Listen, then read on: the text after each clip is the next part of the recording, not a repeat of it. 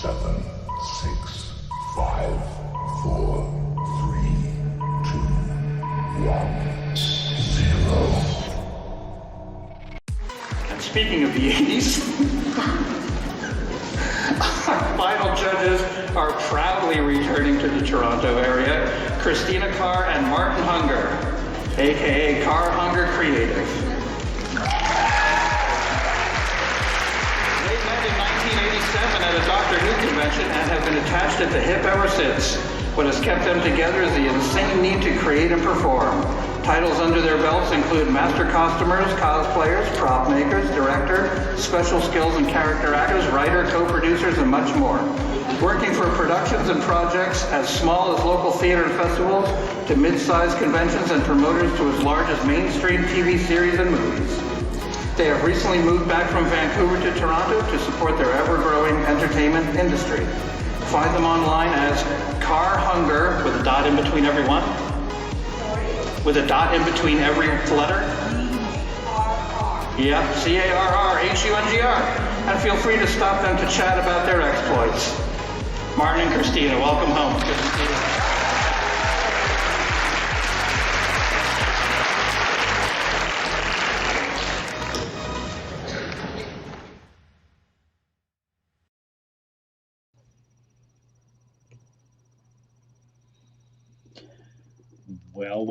Well. Greetings, fellow Hapsters, and welcome, replay viewers. How is everyone out there tonight? This afternoon, whichever. So what Christina and I are trying to do is we're playing around with different time slots. If they're watching on their platform, invite them out. Oh, that's right. Yes. She's reminding me of something very important right now. If you are watching us from Facebook or Twitter or Instagram or any of the other platforms, by all means, come on down to Haps, join haps.tv/@carrhunger. That's CARRHUNGER. And come on out, sign up for Haps, join it. It's the newest thing. Periscope is going to be no more as of the end of March, and everyone's using Haps. The great thing about Haps is you can do all sorts of things that Periscope required secondary programs in order to be able to do. Hey, Woot! Dawn, how are you? So you can do picture-in-picture, you can add additional videos, add images, you can invite other people to join you on the broadcast, up to 6 or 8 individuals to have sort of little roundtable discussions and engage with the audience that way. So what we're doing right now, we are testing different time slots, different days. Hey, JD, how are you? You're viewing us on... She's looming over me, like some Russian soldier or something with heavy boat. So Martin's going to talk to you guys and ask you guys what's the best time and day. Remember, we are on EST, and I am headed down to Brickworks because today happened a little late, and Martin's got a ton of paperwork still to do. I do, yeah. And it's -11, so I think he gets the best deal because the sun is starting to go down, and I am going to brave the weather out there. Out there, in my head. The weather in my head. No, that's for you to brave. So this gives us a chance to try something else of doing a handoff, because once she's set up at Brickworks and she comes on, then we're going to hand off to her with the iPad over at Brickworks, and I'm going to close this window. And, am I annoying yet? Nope, no, it actually feels really good. What? Feels really good. This isn't annoying? I need like it little reminds drops. me of those days of waterboarding at Guantanamo Bay. It's the hollow sound I'm concerned about. You're right. Okay, how do you get the hollow sound, but I don't? I know where to tap. Oh. It's like testing a melon in the grocery store. But hi. You have so much paperwork to get done. I do, yeah. I'm going to hold off any loving until you do. Okay. Okay. I can accept that. You can handle that. Yeah. You think so? I can. It's hard not having 2 cars. I know, really, yeah. So it's going to take her about 10 or 15 minutes to get over to the Brickworks. We can chat here. by all means, people, let us know what are good times and time slots and days for you. I know everyone's schedule is all over the place right now with with the pandemic and lockdowns and rolling curfews and God knows what else the world is. I hope the sun stays in the is sky. getting away. Kiss goodbye. How about we do this? What? Oh, no, come on. One of the few times we actually do that on air. Yeah, and they still couldn't see it because of my hat. That's right. Yeah. So. You might want to wipe the lipstick off. Well, I don't know. It's a good color for me, actually. It is? I don't know. Sure, we'll go with that. Yeah, absolutely. All right. Don't So- bore them. I'll try not to bore them. So again, with all the weird rolling lockdowns and everyone's at this stage and that stage, and what a cute couple. Thank you so much. JD, Smoke and Pass. How are you? You gonna come and join us over on Haps? I see you're on either Twitter or Periscope right now, because as Periscope's days are numbered, more and more people are joining Haps. Apparently, the Haps membership has skyrocketed to a point where there's so many broadcasters now going on Haps, and so many viewers that the team has decided to try to take on more people so that they can handle the workload. So, which is awesome. This has become an awesome platform. We're really enjoying it. We're enjoying a greater sense of community because not only do you have your viewers which are doing the text commenting, but you can also I don't know. Did you leave your phone? I don't see your phone. I don't see your phone. She's distracting me. Sorry, who's been distracting whom? Oh, I know. Yeah, I've been the major distraction for quite a while now. Yes, it Can you is. call my phone? I can call your phone. I Please? gotta call her phone Because I'm overheating. because her I don't phone know is why all missing these somewhere. flares. Her phone is somewhere in the apartment. And calling her phone.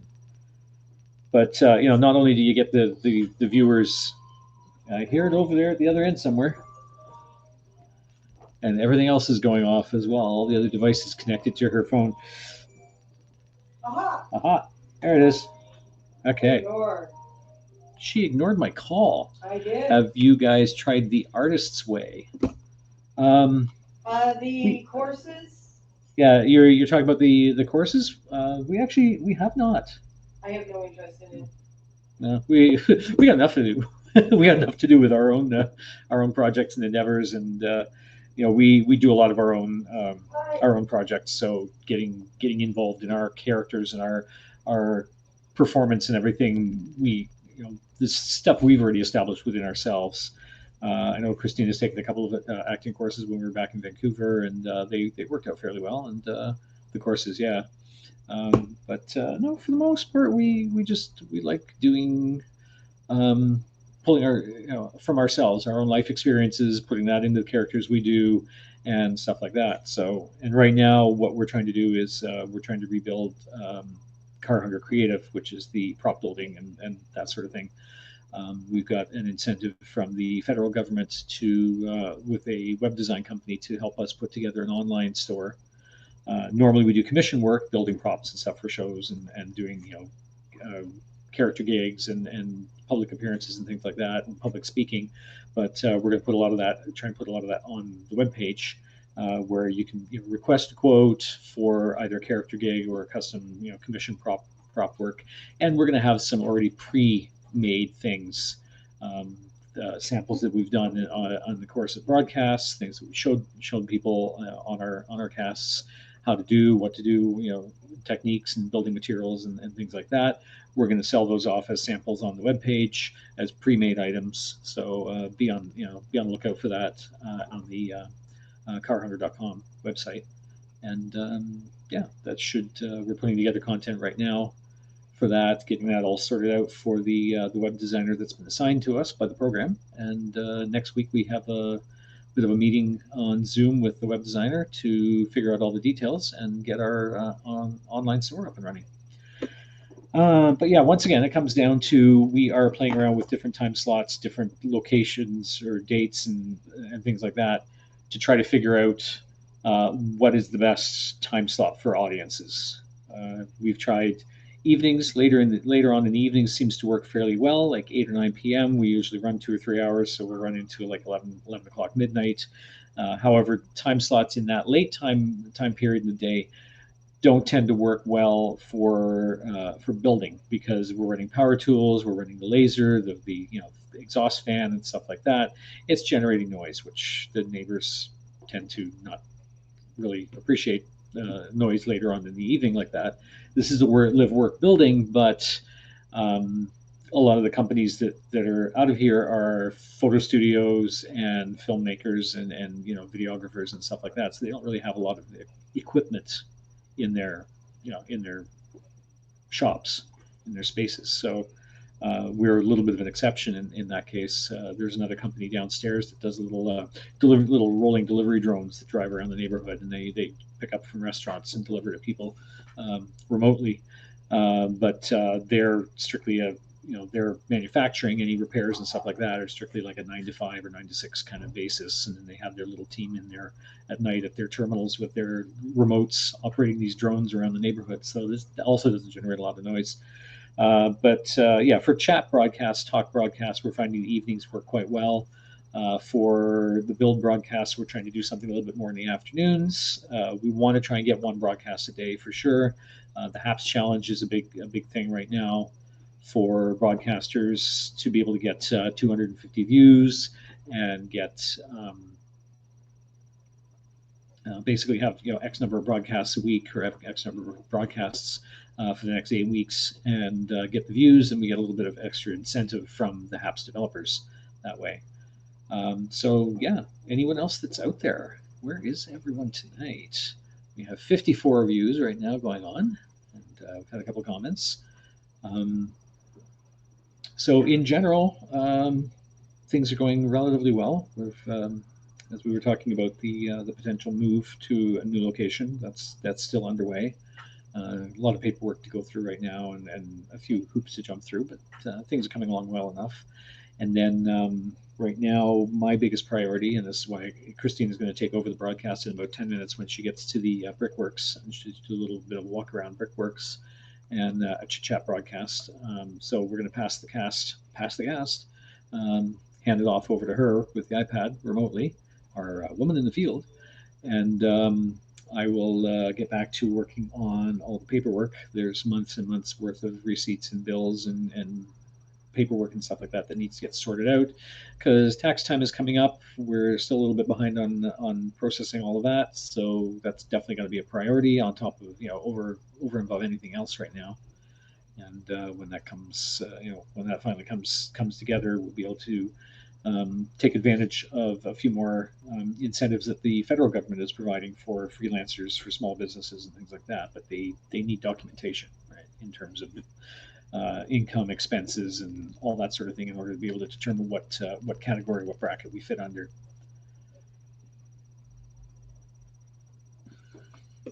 So, folks, who do we have out there? We see a few views out there. Haven't really had a lot of comments. I know we've had JD and we've had Bagpiper Dawn. Where is the other half? Oh, hey, Shane, how are you? Christina will be joining the broadcast in about in a little under 10 minutes. We're trying, basically, we're trying out different time slots during the day and figure out what's best, what days, what times. And I started the broadcast here. She was actually just on it at the beginning of the broadcast. She's headed out to go down to the Evergreen Brickworks, which is the oldest brickworks in Toronto. It was actually, they were the quarry and the factory that built, or that made like 99% of the bricks that built old Toronto, like all the buildings in this area and all that. TGIF, hey, Irktown, USA, thanks for joining. So all the buildings from the late 1800s, early 1900s came, the bricks came from this Evergreen Brickworks. It's since no longer Brickworks, it's become sort of a public event venue. They've got a little bar and restaurant in there. Of course, a lot of that stuff is right now under lockdown, but the property is still accessible. You can still walk around. They've got they turned the quarry into a little. I see. I wish I could do remote feeds like a newscast. We're going to try and do that. She's going to go to Brickworks, and in about 10 minutes, we'll see her. I'll see her pop up with the iPad, and then I'm going to transfer the cast over to her so that I can get some paperwork done, and she'll take over from the Brickworks themselves and give you guys a little bit of a tour. But what they did was they took the quarry and they filled it in and basically turned it into a series of little interconnecting ponds and water reservoirs with little walkways and bridges and boardwalks and stuff all around it. And it's become almost like a little nature preserve. There's fish in there, and there's turtles, and there's lots of birds and waterfowl. And it's really a cool place. We've gone down there quite a lot in the evening, so after dark, and not be able to see a lot. So hopefully she can still have enough light while she's down there. But it is the buildings are still there. A lot of them have been restored. Some of them are a little not in the best of repair, and they're sort of been sort of closed up for the time being until they can figure out what to do with them. But they've turned it into a big event venue. There's one of the big open sheds that's being. Hang on one sec. Cat. No. Baxter. Oh, no, there it is. All right. Sorry for that momentary interruption. We're finally getting winter here in Houston. Oh, really? Texas winter, huh? So it's like dropped below 60 degrees Fahrenheit. So like there's one big open shed there that's used as a large event venue. They got like lights hanging in the ceiling, and there's a little bar and restaurant there, and there's little displays all over the place depicting the history of the Brickworks, and a few other little shops and little marketplace with artisans and stuff like that. So it's really quite a cool space. Going to be in the 30s, I think. Oh wow! So getting close to the freezing point. That's how is that actually for typical Texas? I didn't think it actually got that cold down there. I guess it can. I mean, there've been plenty of times you hear about the frost in Florida destroying the orange crops, right? And oranges suddenly skyrocketing price-wise because the frost caused damage. So I guess I could imagine that temperatures can get pretty low down there too. Sorry, Baxter. Baxter found a hair elastic on the table and decided to try to play with it. So I had to chase him. Luckily, he didn't run off with it under furniture. That's usually what happens. North Texas and West Texas get snow due to higher elevation. Oh, I guess that would make sense too. Yeah. Higher elevation, a little bit of sort of a high desert plateau kind of thing. A little bit mountainous, so that would make sense. Sorry, Baxter, I had to take it away from you. This cat is such a kleptomaniac. Yeah, we're usually too hot and humid for cold weather, but it's an Arctic blast. Yeah, I think we've been getting a little bit of that too, on and off. Right now, it's about -4 degrees, but it's a wind chill of about -12, and that's Celsius. So we're getting close to. Hang on a sec. New. What do we got over there where you can't reach it? And this one over here where you can't reach it. Okay. Now I'm back. North Texas plains and West Texas mountainous desert, right? Okay, so yeah, that would make sense. I think the terrain is a lot like some of the interior of BC. You've got that sort of just rocky but desert and all the sage and all that sort of thing. And very dry, arid conditions. There's the little monster right there. Where is he? That's it. He is such a goof. But so again, we're trying different time slots, different times of day. Right now, it is 4:20 p.m. Eastern, and I'm noticing we don't have a huge audience, but as the broadcast goes on, it may actually start building because it's about that makes it about 1:20 p.m. on the West Coast. So there's kind of a mid-afternoon vibe going on across the country and continent. So we'll have to see, who actually is out there at this time of day. One of the other things we're trying to do is be a little bit more ahead. Want to send you chips, but sadly I can't. I saw that about Emmy. Wishing her the best. Her speedy recovery. Hopefully it's nothing too terribly serious. I know it can be pretty scary when your fur baby gets sick and you don't feel like there's anything you can really do about it. So hopefully the vets can figure a few things out and your specialist can help out. You're so welcome. Yeah, it's pretty scary. It's like when a couple of years ago, or actually about almost 4 years ago now, when Pippin stopped breathing. He suddenly had those labored breathing spasms and everything, and panting, and she fell over heaving yesterday. Yeah, yeah, I saw that the message that you sent to Christina. Um, and we had to rush Pippin to the emergency vet clinic because it was late at night, and through various things, and taking him to our regular vet the next morning, and determining that he had asthma. He still has it to a certain degree. He's doing a lot better. He's not having his little asthma wheezing fits anymore, or not as frequently. Maybe once every couple of months we've noticed, but it is scary when your cat's suddenly in this incapacitated state and you don't know what to do. 'Cause they can't tell you what's wrong. They can't verbalize what pain they're feeling or what sensation they've got. Hang on 1 second here. Hello. We are still on. We are good, and we are on, and Shane is on and chatting about stuff, and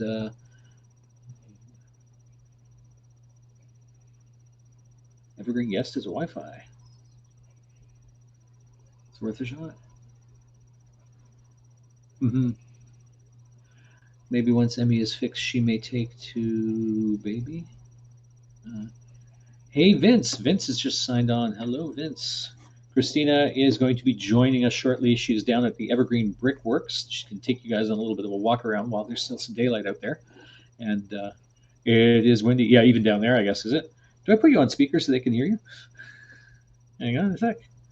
Let me just switch over to a different pay app. Oh, for the parking, yeah, because it's not Green Pea down there, is it? Well, not anymore, it seems, because there was last time we were down here. Oh, that's right, yeah. Ew. So I am taking a picture of this. Okay. So you can put it on your phone. Okay. I can get to them right away. But yeah, the Park Indigo app. Park Indigo app. Okay, I've heard that. Oh, Shane. Okay, now I get it. Yeah, once Emmy is fixed up, she may stop being so growly to Phoenix. Yeah, take to the baby. Yeah, well, it sounds like Emmy's getting a little bit more connected to Phoenix. Not pushing him away quite as much.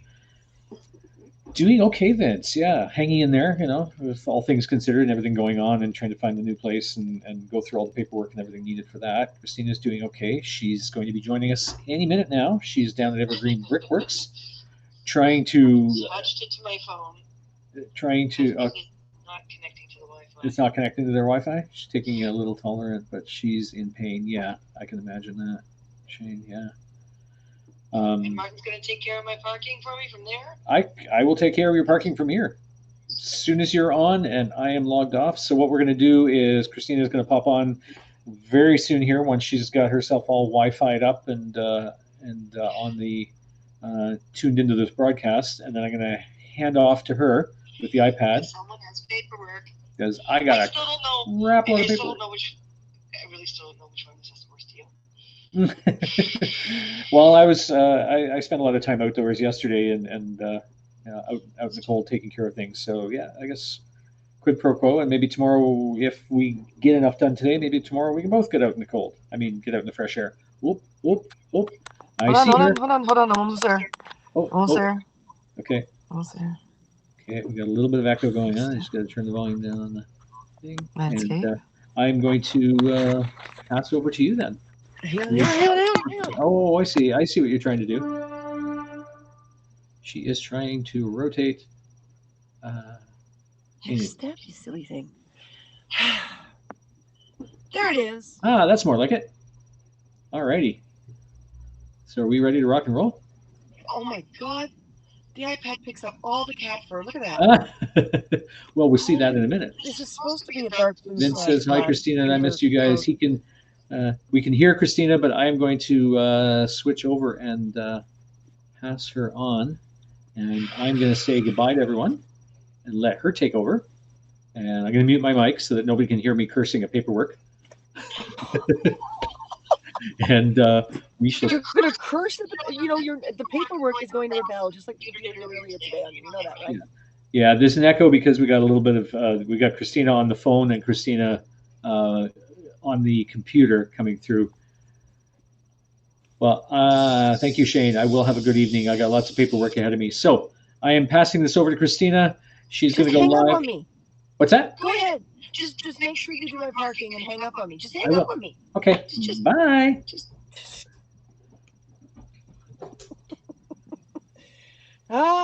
Yes, the chaos that is our life and the cat hair that we collect. Yay, a wool coat. I'm hoping everyone can hear, and I'm hoping Martin transferred me over just fine. I've got, oh, there we go. It is -11 wind chill, and I have been watching the wind breeze through here. But I wanted to introduce you guys to the Brickworks and give you a chance to let us know what days and times are best for you. And I will stay on for a while and see who comes by, because we're noticing a lot of times I can see Martin in the little corner just getting up and walking away. Yeah, there's a lot of times where, we're on and there's absolutely no one, or we're competing with a lot of people that we want to be on their broadcasts, or we want them on ours, and such and so forth. So during this broadcast and even afterwards in the comments and stuff, make sure that you say what is the best time and day for you. Remember, we're in Toronto now, so it's Eastern. So if you're PST, say PST. If you're somewhere in Europe, say it. Or do it in our time zone so we can understand. Martin and I are going to try to get back on the schedules because, with COVID, we've been really crappy with the schedule thing. So yeah, and you can see like all the dehydration and extra weight and stuff that we're putting on, and we're gonna, we want to spend some time getting rid of all that too, and want to get back into sword fighting sometime, because it's been almost 2 years now since we've swung a sword, and the body's really feeling it. I want to get back into that. Is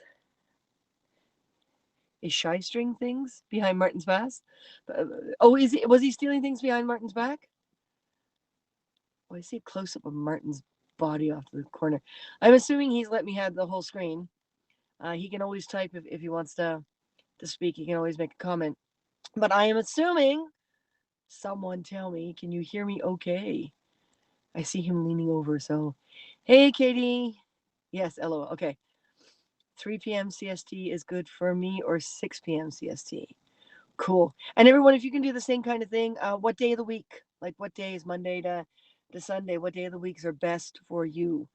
And at the end of this broadcast, Martin and I are going to sit down and scroll back through the comments and see what you guys said and come up with a bit of a plan. We hope you can hear it. Nice.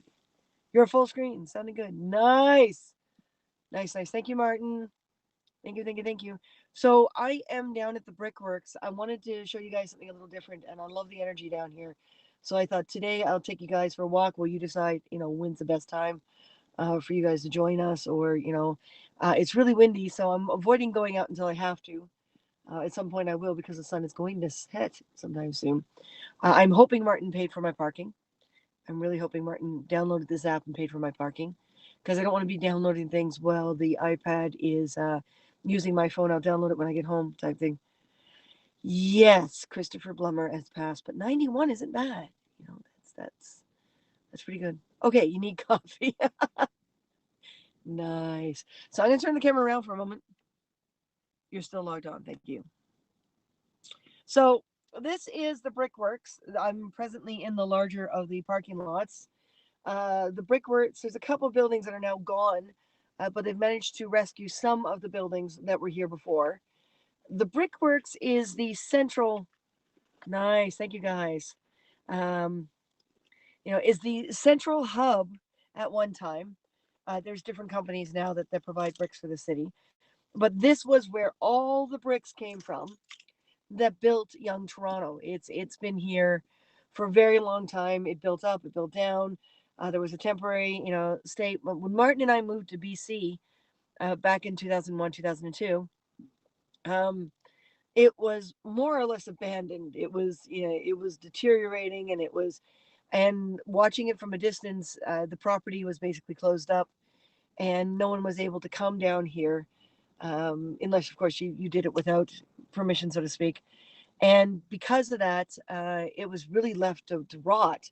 So they did lose some of the buildings. But a few years ago, when everyone thought they were going to tear it down, a historical grant came in and said, no, you are not. and they rescued the majority of the buildings that they rescued the buildings that they could, and it's now open to the public as a park, so to speak.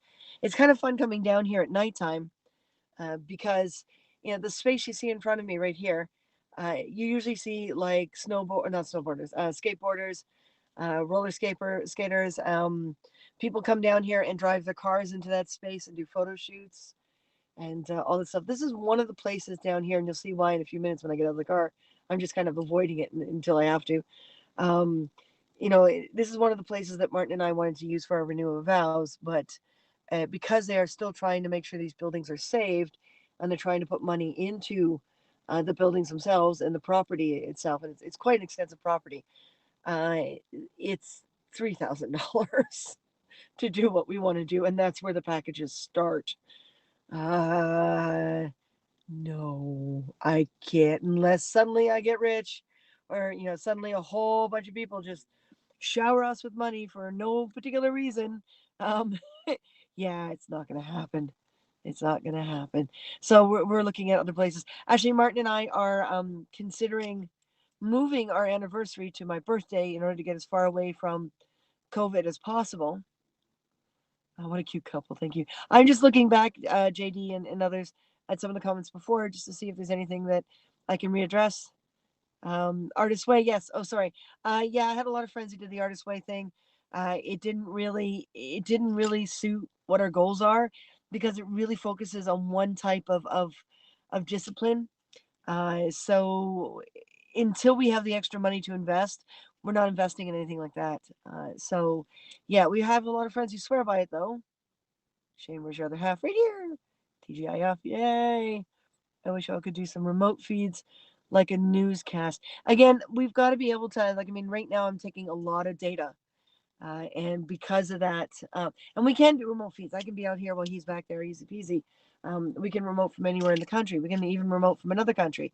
That's the joy of HAPS. But at the same time, we have to keep in mind that right now we're eating data.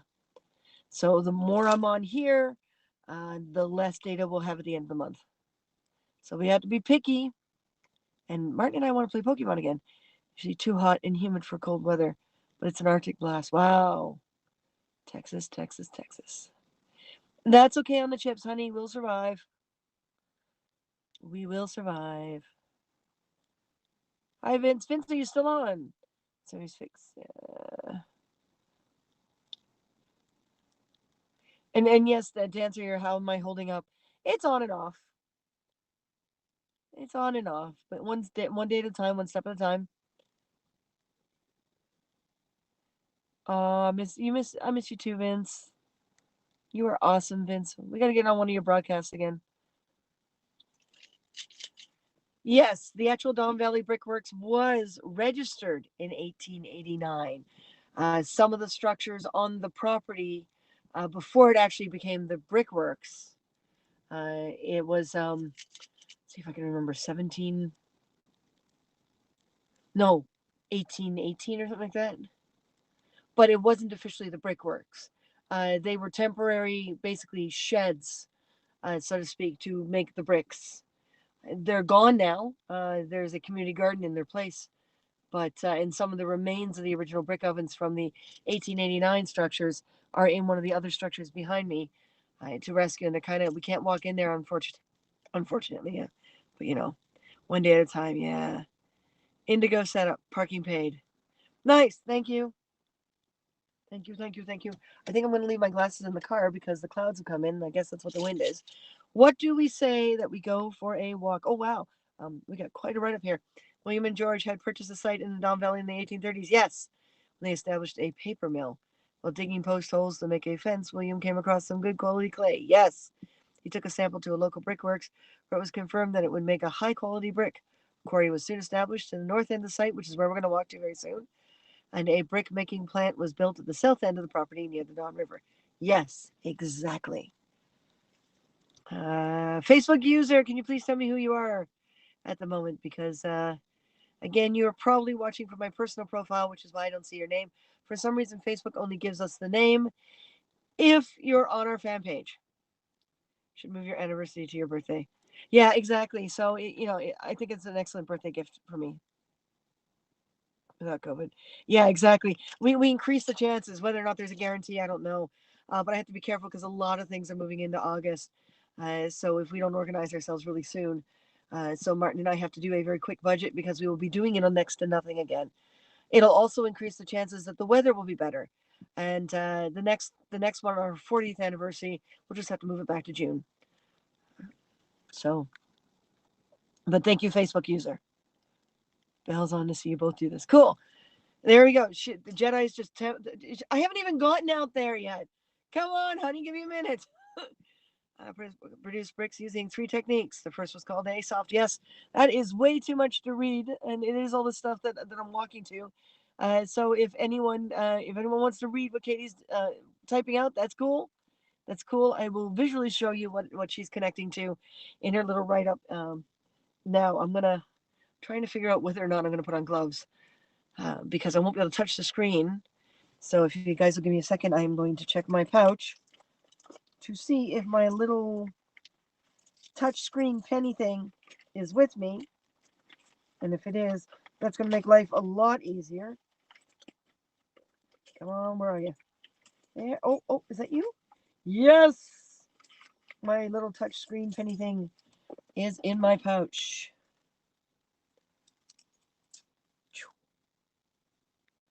See, touch screen penny thing. That way I can put on my gloves. And it'll take a little longer for my hands to freeze. I don't know where my good winter gloves went. They went missing in the move, unfortunately. So there's going to be a lot of, actually, I'm very happy that Katie is typing this all out because there's probably going to be a lot of wind on the mic on and off. And there are going to be times, especially since I will be pointing forward, where you are not going to hear me because of the wind. So I'm happy she's typing it out. Everyone, you can refer to her notes. And if you can't hear me, folks, and you ask a question, don't be surprised if Katie answers for me, which I'm grateful for. Thank you, honey. Copy and paste technique. In other words, she's not reading it. She wants you to read it. So I'm going to head out there right now and hope to God that we can get enough into the property to show you guys a lot of it as opposed to just a corner of it. Because, yes, it is very, very cold out. And we're going to do that now. Now, listen, folks, stay with me. And remember, during this time, Martin and I are also interested what days of the week and what time. Make sure you note your time zone or give us a time in our time zone. We are EST time zone. So if you're like PST, if you're on the West Coast, it always sounds like I'm saying PMS, but PST, if you're on the West Coast, either say 3 o'clock your time, which means 6 o'clock our time, or say 6 o'clock EST. And please say what day is best. That also will help us immensely. Okay, ready, guys, to go for a bit of a walk to the Brickworks? As long as my internet stays intact. Now that Martin's paid for the parking, I can leave the car. See, this is another thing, too. The things like the awards and stuff are going to be going to paying for parking and gas and things like that. Hopefully, I can get enough from being on HAPS that we can do more, like actually upgrade our data plan and be able to do more. So share. Anyone on here, share on your profiles. Doesn't matter whether it's Facebook or Instagram or Twitter or whatever. Copy and paste the link as well. But go ahead and share. So you guys ready for a walk? A very chilly walk? You guys are ready for a really chilly walk? Remember, most of these buildings were built in the 1800s. So we're talking pre-Victorian. I mean, Vicky accomplished a lot, but her predecessors did just as well. So ready? Ready for a walk? I feel like I'm talking to a puppy dog. Ready for a walk? I'm excited too, because I love this place. Guys, you can tell I'm stressed out today. It's like the makeup is all worn. Very cold tomorrow, not coming week. Yes. I think it's very cold everywhere. New York got dumped on snow-wise. Neville Ross was the Facebook user. Oh, hi, Neville. Let's go for a walk. Turning camera around.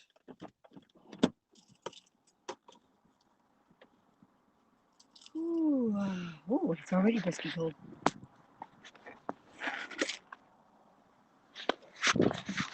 Okay.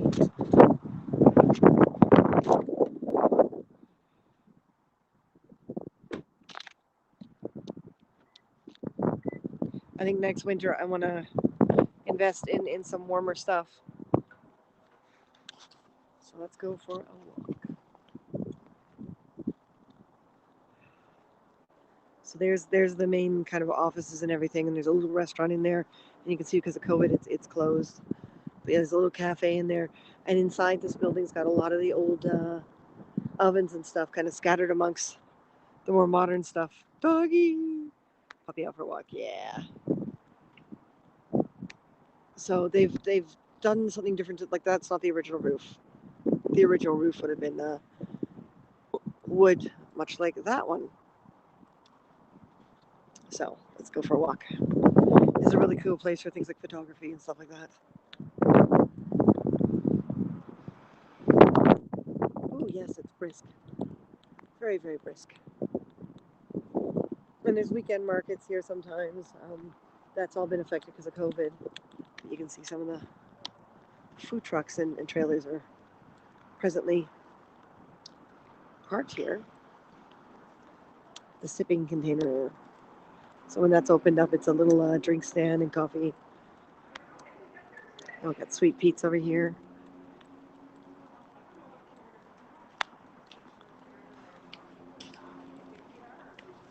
I do love the art on these buildings a lot. Yeah, you can see the roof there. I mean, that is old tile. Wood tile. Hi, Vince. So now you see if that was open, I would just be like buying and buying and buying right now. You can see the old buildings, the old brick.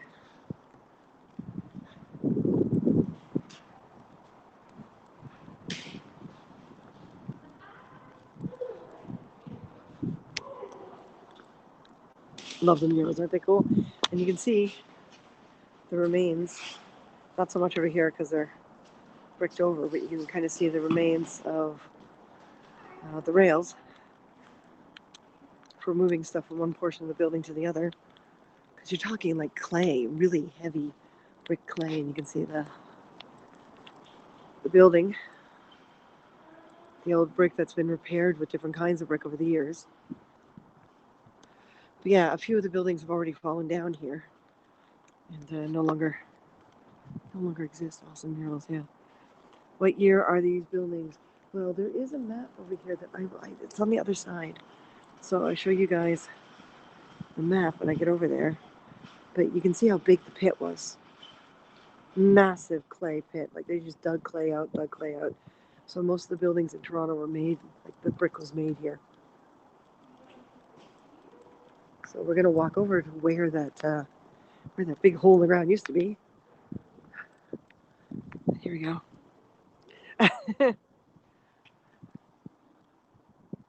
Tons of clay and shale were extracted from this land in order to make the bricks built Toronto. Ontario's rich deposits of sand, stone, and gravel, the raw materials for city building. We have incredible bluffs as well, and that if you go to the Scarborough Bluffs, you can see a lot of the clay. A dramatic impact on the landscape. In 1990, the province introduced improved requirements for companies to rehabilitate pits and quarries. Okay, the movement to restore quarries like the one here in the Don Valley Brickworks Park is gaining momentum in many industries that benefit from the resources, playing a leadership role in the restoration work. So look how deep that is. That's the early 1900s. So the building we're standing in is, let's see if I can do this without dropping the iPad. No, I can't. The building we're standing in is the remains of that one right there. Again, the remains, because there's a chunks of it missing. So let's not go. You can see the tracks would have been for kind of like cars, little train, but kind of like buggy cars to put the clay in it and move it from spot to spot. We've got the remains of some of the equipment, like Fred Flintstone worked on. That's right. You can see the different kinds of brick. And we've got a very different brick here. So you can see in the picture, right? This had a wall. Had being the keyword. Now we're going to be careful not to slip slide. Oh yeah, this workshop. I'll let these two pass.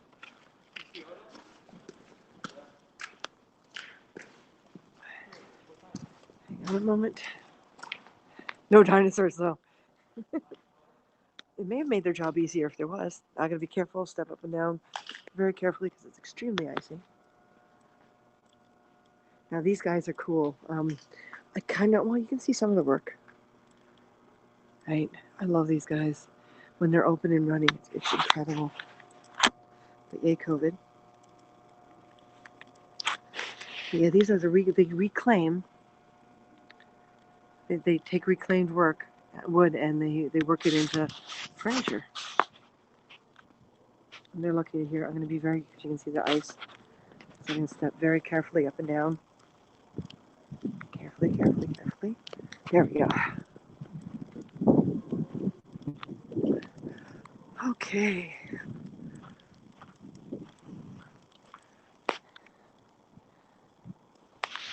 Sounds sloshy.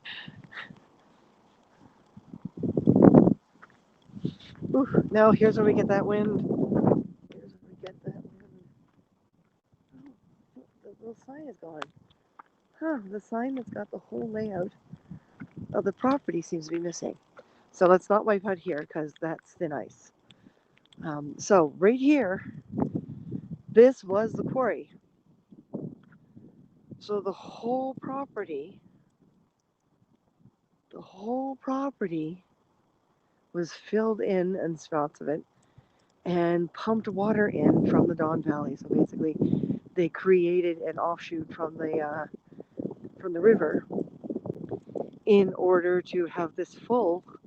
And in the spring and the summer, you can hear the frogs, and there's a whole ecosystem. There's turtles in here, and so you can see them all running around, and there's signs everywhere saying, don't drop anything in the water, and, respect our ecosystem. So this whole thing used to be the quarry. It used to be one massive hole in the ground.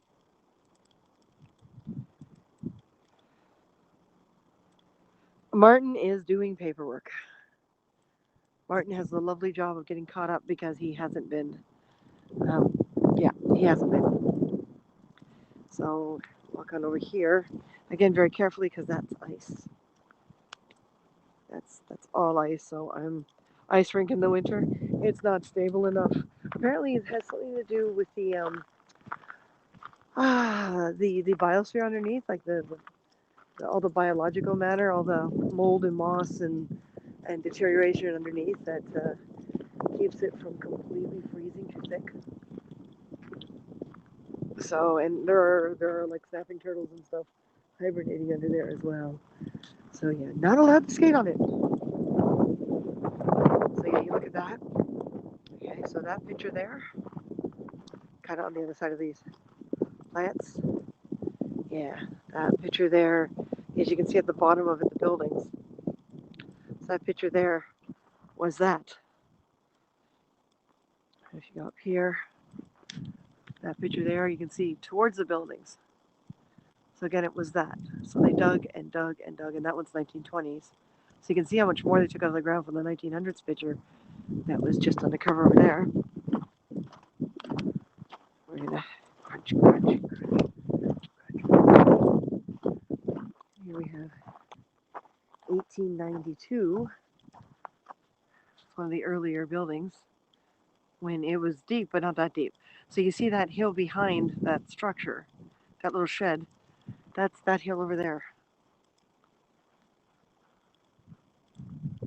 And then we got 1930s here. It's just more and more clay being taken out of the ground in order to build all these bricks. And of course, the first thing the Brickworks did was build its own buildings. I mean, it makes sense. So they call it evergreen here as well. See that? It became evergreen when it started revitalized and redone. And we're going to walk very, very, very carefully. I think that jogger has got amazing shoes that he can do what he's doing. Here. Maybe they moved. They might have. So there's 1892.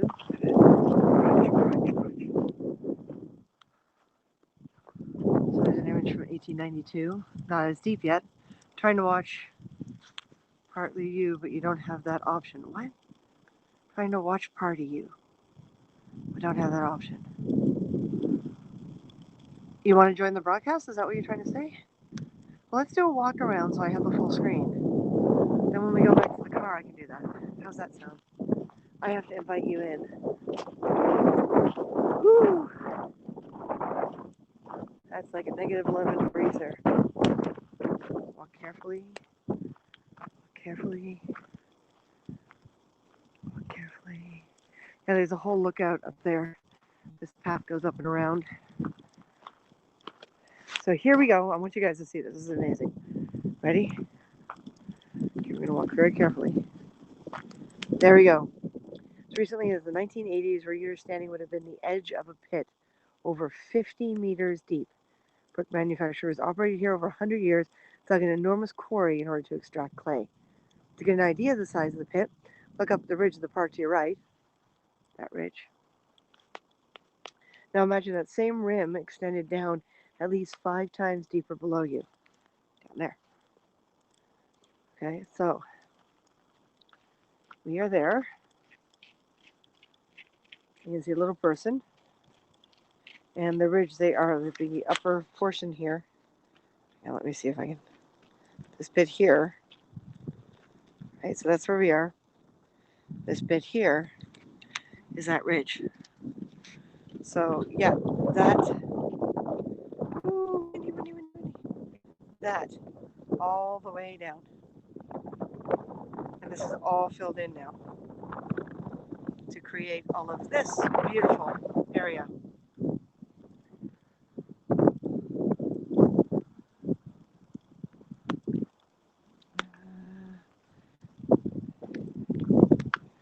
Look into this viewer to appreciate the full depth of the historical quarry.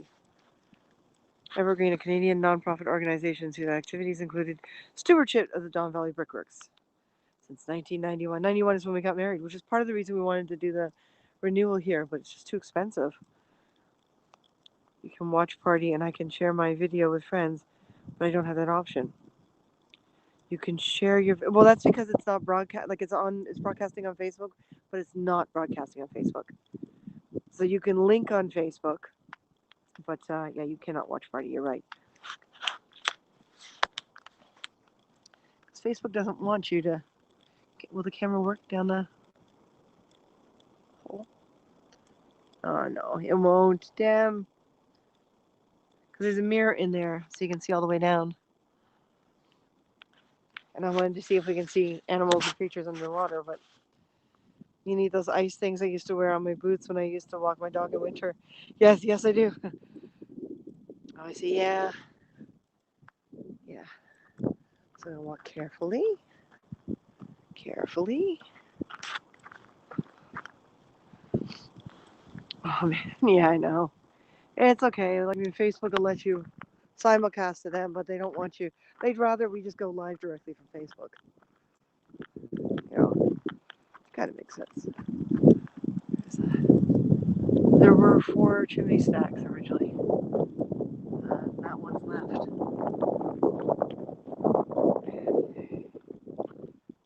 I'd be very carefully walking.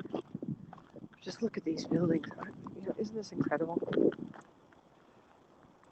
Actually, I think, if I remember correctly, they moved the whole map thing to the other side of this building over here, so we'll walk around the other side. We got this great, like, wilting sunflower thing, and we have a whole compost. So this is the community garden. This is where all the original sheds were before they started building all the buildings. That's where this community garden now is. They got a little stage in there, a little eco stage.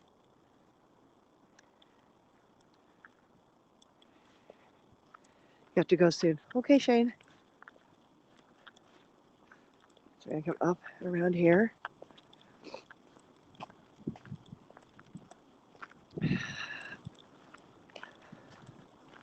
Be very, very careful, because the last thing I want to do is slide down and wind up on my butt. We have a shale wall here. So you can see this newer building kind of stuck in between the older buildings. So for safety's sake, I don't think I'm going to go around the building that way. I'm going to go down this way instead. Check this out. It's a climbing apparatus sports thing. They do this this kind of summer camp thing here every year. You can see, unfortunately, the little restaurants are all closed. It's a shame because I'd love to have a hot chocolate or a cider right about now. See, look at this. A greenhouse.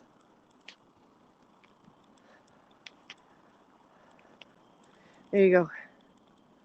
One of the old clay ovens that they fixed up to teach the kids how to do it. And in the summertime, you know, there's kids and adults and people all around those tables there while they throw the wood in and they fire up some brick, create some bricks. So they show you how it was done back then.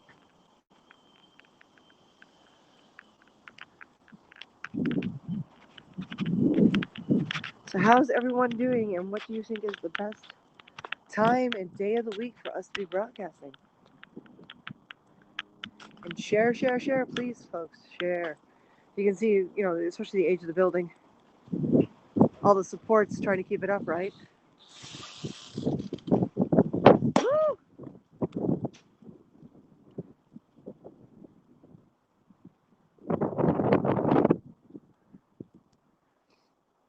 Last thing you want is a building falling down on people.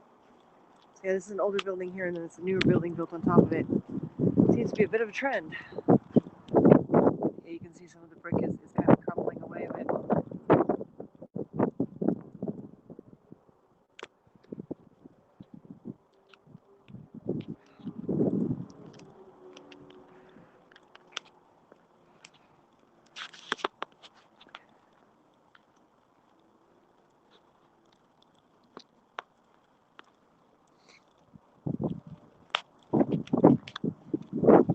Now there's that's a little covered in snow, but we might be able to do this. Come on over here. And you can see there's pieces of kind of log and wood all cut up and laid here. All this wood has an interesting story. It is the remains of an ash tree, originally presented at the Museum of Contemporary Art, Toronto, in Mark Dion's exhibition, The Life of a Dead Tree. So this tree was shipped into here. The emerald ash borer beetle, an invasive species, has killed tens of thousands of ash trees in Canada. Adult beetles lay eggs on the bark. When the eggs hatch, the larvae burrow into the bark and feed on the transportation tissues of the tree.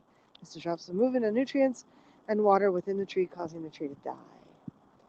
This one came from Mono, Ontario. It was more than 100 years old when it came down. It took only 2 years of infestation for the tree to die. So there you go, May to July 2019. It was the center of artist Mark Dion's exhibition, The Life of a Dead Tree. And then once the exhibition was over, it got moved here. August 2019, the tree was delivered to Evergreen Brickworks, where it would carry out its natural cycle of decay over the coming decades. So beetles, a whole shared, thank you. A whole bunch of beetles took down this beautiful 100-year-old tree. Invasive species, so not native. Yeah. You can see this incredible root system. Absolutely incredible root system.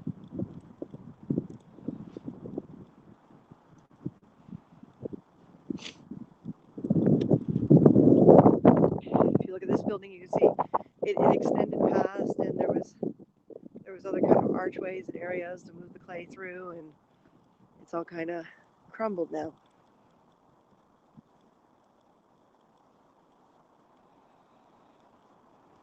But the buildings are still standing, and that's the important part, and they're doing their best to keep them intact so that we can educate and learn. And I think this is cool. This is technically a very large metal version of the Don Valley and the waterways underneath the city. So all those metal rods and stuff are all the waterways that are underneath the city itself. So you can see it just north of the city. There's a lot of branch offs of different kind of waterways. So let's go around this building. Okay, the fingers are starting to get cold. Let's see if I can do this next building. Oh.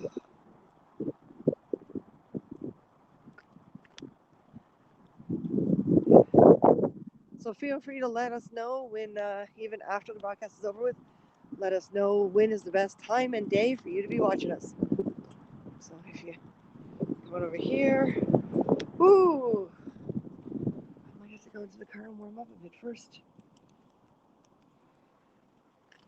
Yeah, you know what? I'm gonna do that for a tiny bit because my cheeks are getting really cold. And these are not. Here we go. Here's a little bit of a map. There we go. Here's the Brickworks. So that's what's left of the buildings. A lot of them are done. So it's a huge park system. Woo! Okay. That doesn't sound good. There's a red bucket or something over there. Ah. Oh.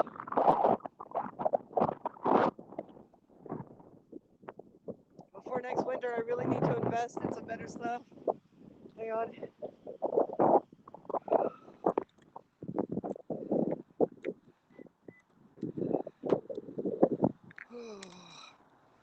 Oh boy, hang on. Oh, I hit my rearview mirror. All right. Oh.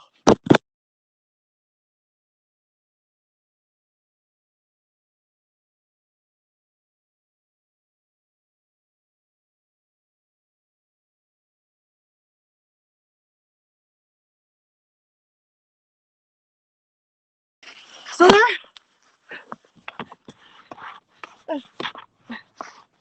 You guys still there? Is everyone still there? That was not the most graceful thing I've done on air. Woo! Okay. You guys still there? Oh. Doing this without Martin is definitely interesting. Oh. I can see Martin sitting on the floor, working on stuff. I can see him. You guys can't, I don't think. He's making faces. Apparently, I can remove him, but I'm not going to because if I remove him, I won't be able to look in on him.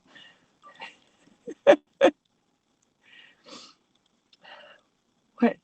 What? Hey! Oh, Martin, you devil.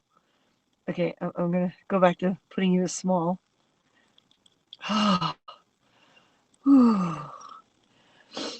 Fam is coming tomorrow. Still going through the house. The things when I'm on the computer most nights. Cool. So I have discovered the true meaning of cold and wished I had put my warmer. Actually, it's funny because you know my friend Stella brought me this beautiful sweater. It's really nice and warm and cozy, and it is in the closet, but it doesn't fit very well underneath this. But I think if I come back out, Martin a pokey hunt or something tonight, I'm probably gonna need it. So anything outside, it's freezing. Well, no, duh. No. Martin and I are going nuts and feeling trapped and without walls in our present place and trying to get into the other place. No, one of us had to go out for a walk. But I wanted to show people the Brickworks. Well, I still have a data plan. I'm hoping to update my data plan, but I just froze going around a few of the buildings, and I'm contemplating trying to balance this here and drive around to the other buildings. But we also wanted to make sure we ask people what is the best time and days for them, for us to be on air. But yeah, you can tell I've already had a long day. Like the makeup is faded, but yeah, and we're trying to encourage people definitely to contribute as a sponsor or awards for us to be able to get up to that 200. And if we get $40 with the sponsors a month, we will start doing the discounts and stuff in the store that if all goes well, we'll be going up by the end of next week. Fingers crossed. Looking forward to everyone's support, etc., and so forth. So yeah, I thought I'd come out and leave Martin to do paperwork. He's still watching me from home, though. His camera is still attached to the broadcast. But I was born and raised in Toronto. There's no such thing as a good day to stay inside. Except the wind. It's hard to do the broadcast with the wind. And I don't have all the same warm clothes and gloves and stuff I used to have before I moved. They've all disappeared over the years. And the most recent pair have seen it disappear in the move. So I'm not going to be out as much as I normally do. But normally Martin and I are cross-country skiing. And we were really hoping to be able to do that this winter. But, COVID. So, yeah. I think we need to plan better for next year. And we're also considering moving our anniversary from June to August to do our renewal vows. So, use my birthday instead and be able to. Hi, Martin. Newfoundlander says hi, Martin. He's waving, but his camera isn't on, so you can't see him. That's kind of silly, honey. Oh no, he's not gonna put himself in the corner or something like that.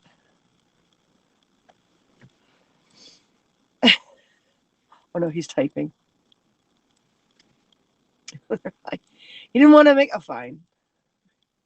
Show live. Hey, what's this button? Show. Oh, I see. Show live is blank. What? You guys can see me, right? Interesting. Like I can isolate him and look at just him and not me. And there's Pippin walking behind him. Pippin's gonna attack you, Martin.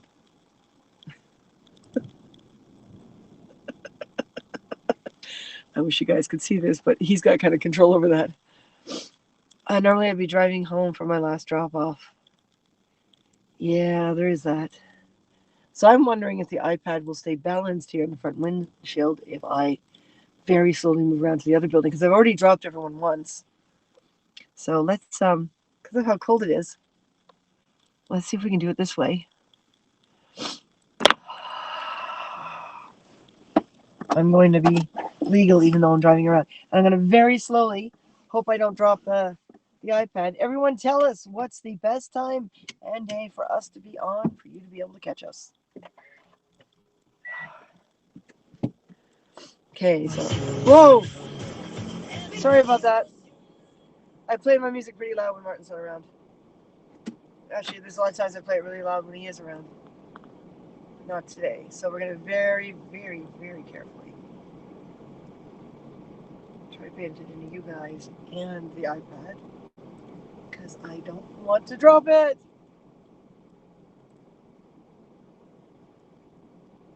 I see I've got to clean up the table. And there it goes. Huh. Well, apparently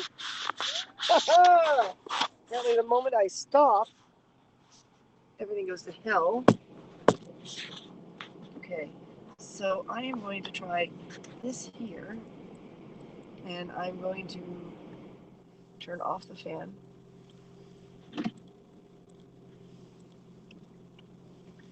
Okay.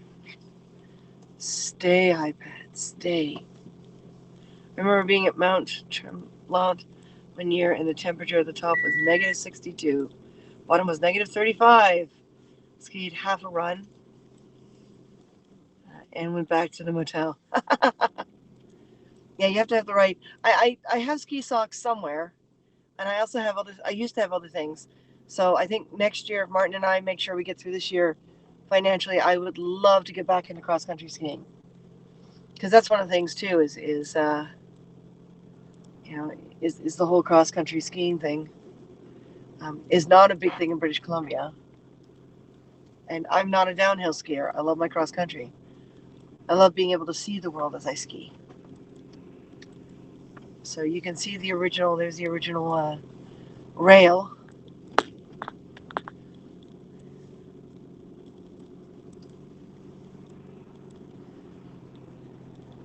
So of course the bus comes down here.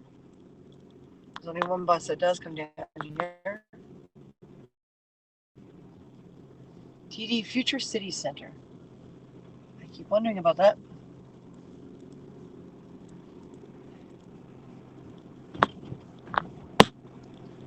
So they're putting in newer buildings in this newer windows in this old building, And they've put a new roof on as well.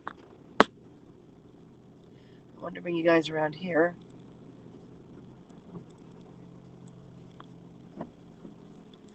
I've only skied downhill. Oh, okay. Bit of a rough parking lot terrain, so I'm gonna keep my hand on the iPad while I do this.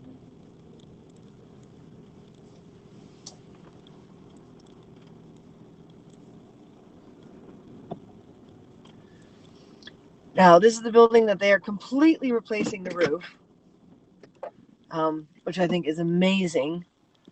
You know, the original roof that was there had kind of skylights, but they weren't, they weren't skylights with covers or glass or anything like that. They were basically just, holes in the structure, so to speak, with like rails and bars, and they're replacing them with these. You need a big old hood today. The wind would cut you today. Well, I was out in it a moment ago. So what I'm going to do is I'm going to go over to, I'm hoping the one door you can see in at the moment. So where is my little touch pencil thing? Oh no, my little touch pencil thing fell somewhere when the iPad fell, and I don't know where it is. So really close to that geocache. Ooh, what geocache? What geocache would that be? So I'm going to get chilly again. Pull them arrows. I'm actually going to kind of do that. Come to think of it. So let's go back out into the cold. The negative, well, it's only -4, but it's the wind chill factor that always gets, follow them arrows, follow them arrows. But check, I love this dragon. I just think he's an awesome dragon.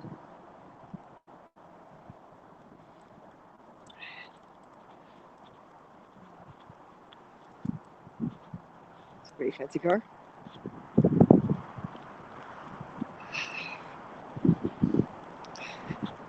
So yeah, this building is being completely rescued with a new roof and everything. And Martin and I play Pokemon down here a lot too.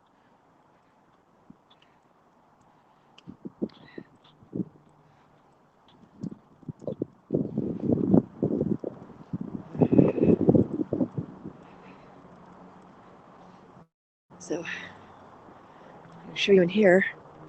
So if you look carefully, there you go. Inside this extremely modern building.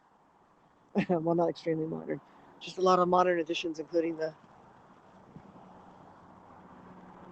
old brick ovens. Exactly that way through near the stack. Yeah.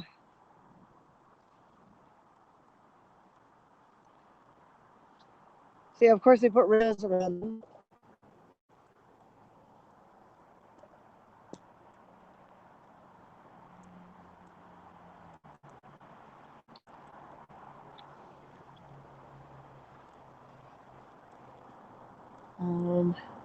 Trying to get the ones on the left without getting these dots in the way. And you can kind of see them on the left.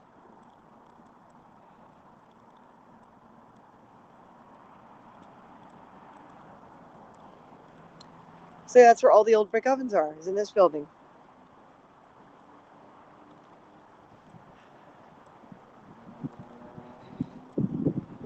Woo!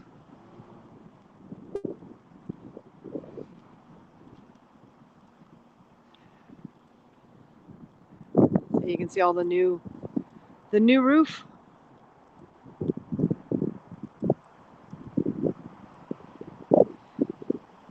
Can't get in, no. Right now everything's locked.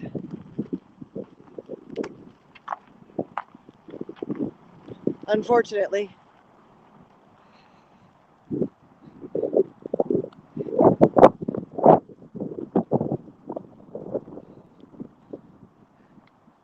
So I'm gonna bring you over here. Once you see some of these things. Woo! Woo!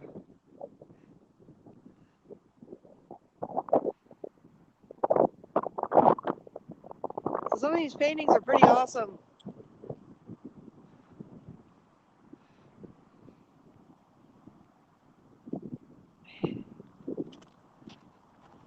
There you go. There's a different view of the property. And you can see all the pathways through the park on the other side. If it wasn't so icy, I'd say let's go for and cold, I'd say let's go for the longer walk.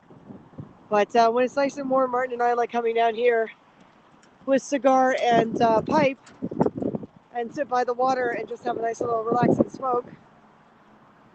This is my favorite piece. I love this piece. I love this painting.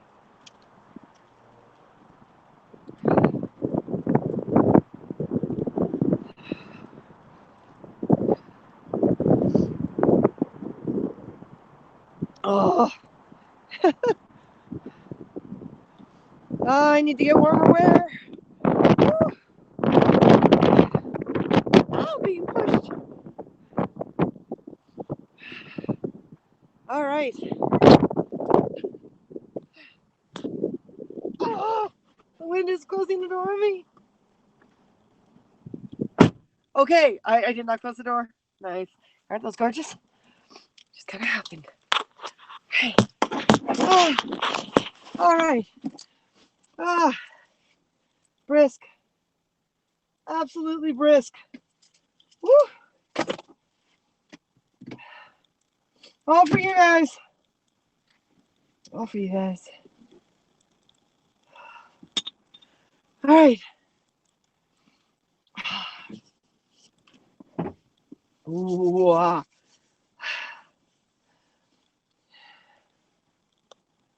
Okay. To the ex-smoker finger wiggle. Ah, no. Apparently, I'm going to give you a wiggle right back. Apparently, smoking a cigar or two once a month, or twice a month if you separate them into two, is non-harmful. There is nicotine, but the amount of nicotine in it is much easier to handle in the body and is rather natural. Now, here's the trick too. Cigarettes have got things like tar and additives. A straight tobacco, pipe or cigar doesn't. According to the doctors, Martin and I are not smokers. It's just like, unless you're drinking 3 bottles a day, you're not a drunk. You just like the taste of alcohol. So yeah, you can waggle all you want. Got doctor's approval. As long as we're not ODing. Stay in there. I'm freezing watching. So we're fine, apparently. I'm going to take the doctor's word for it.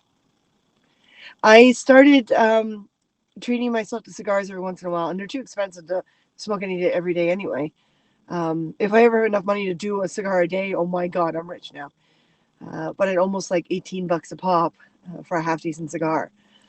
No, that money would be better spent elsewhere. So we're talking like 2 cigars a month. Killed my mom. And again, it's the level of smoking. I've learned a lot. But when my father passed away, because Stargate always had these tents outside at the wrap party where they had Cuban cigars, and people would go out to the tent and have a smoke. And Martin and I would go out and socialize. We didn't actually smoke any. And then when my father passed away, I remember the happier times of his life. He was a cigar smoker and a pipe smoker. And the emotional thing that year that he passed away at the wrap party, that emotional thing clicked in. Just, clicked in. And I had my first cigar. And it was awesome. It just brought back all the memories and the smells and the connections to my father. And it made it pretty incredible. Yeah, exactly. A heavy smoker. We're talking like twice a month for Martin and I. Thank you. Thumbs up. Thumbs up. So balancing the iPad on the dash, as we discovered, has its limitations. So I'm not sure how much more I can show you, and I'm not sure. Hey, Martin, what's your status on the paperwork? What do you mean?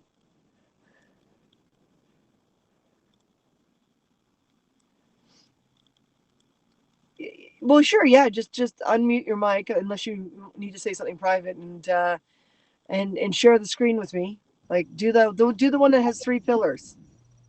Like it moved section in 3 sections, and I'll turn some volume on so I can hear you. Like that. Yeah, like that. I assume. Show live. I'm gonna hit the little show live button, and the show live button is still black. So I'm assuming we look okay. You know, Cigars and pipe. yeah. Well, I am I think a waiting lot of our receipts fathers right did. now and finding piles of receipts from 2019 that I'm basically sorting out by month right now, and taking anything that's 2020 and putting that off to the side because we don't need to worry about that yet. So, Geocaching.com. hey, Katie.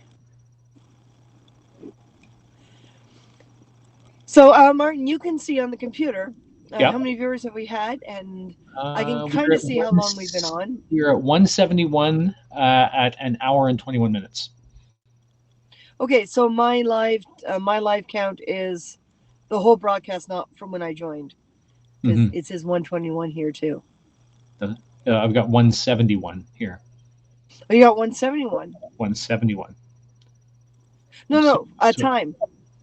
Oh, yeah, 1 hour and 21 minutes. Yeah, sorry. Yeah, which mine also says. So that means this iPad is not showing when I joined you. It's showing from the very beginning of the broadcast. Yeah.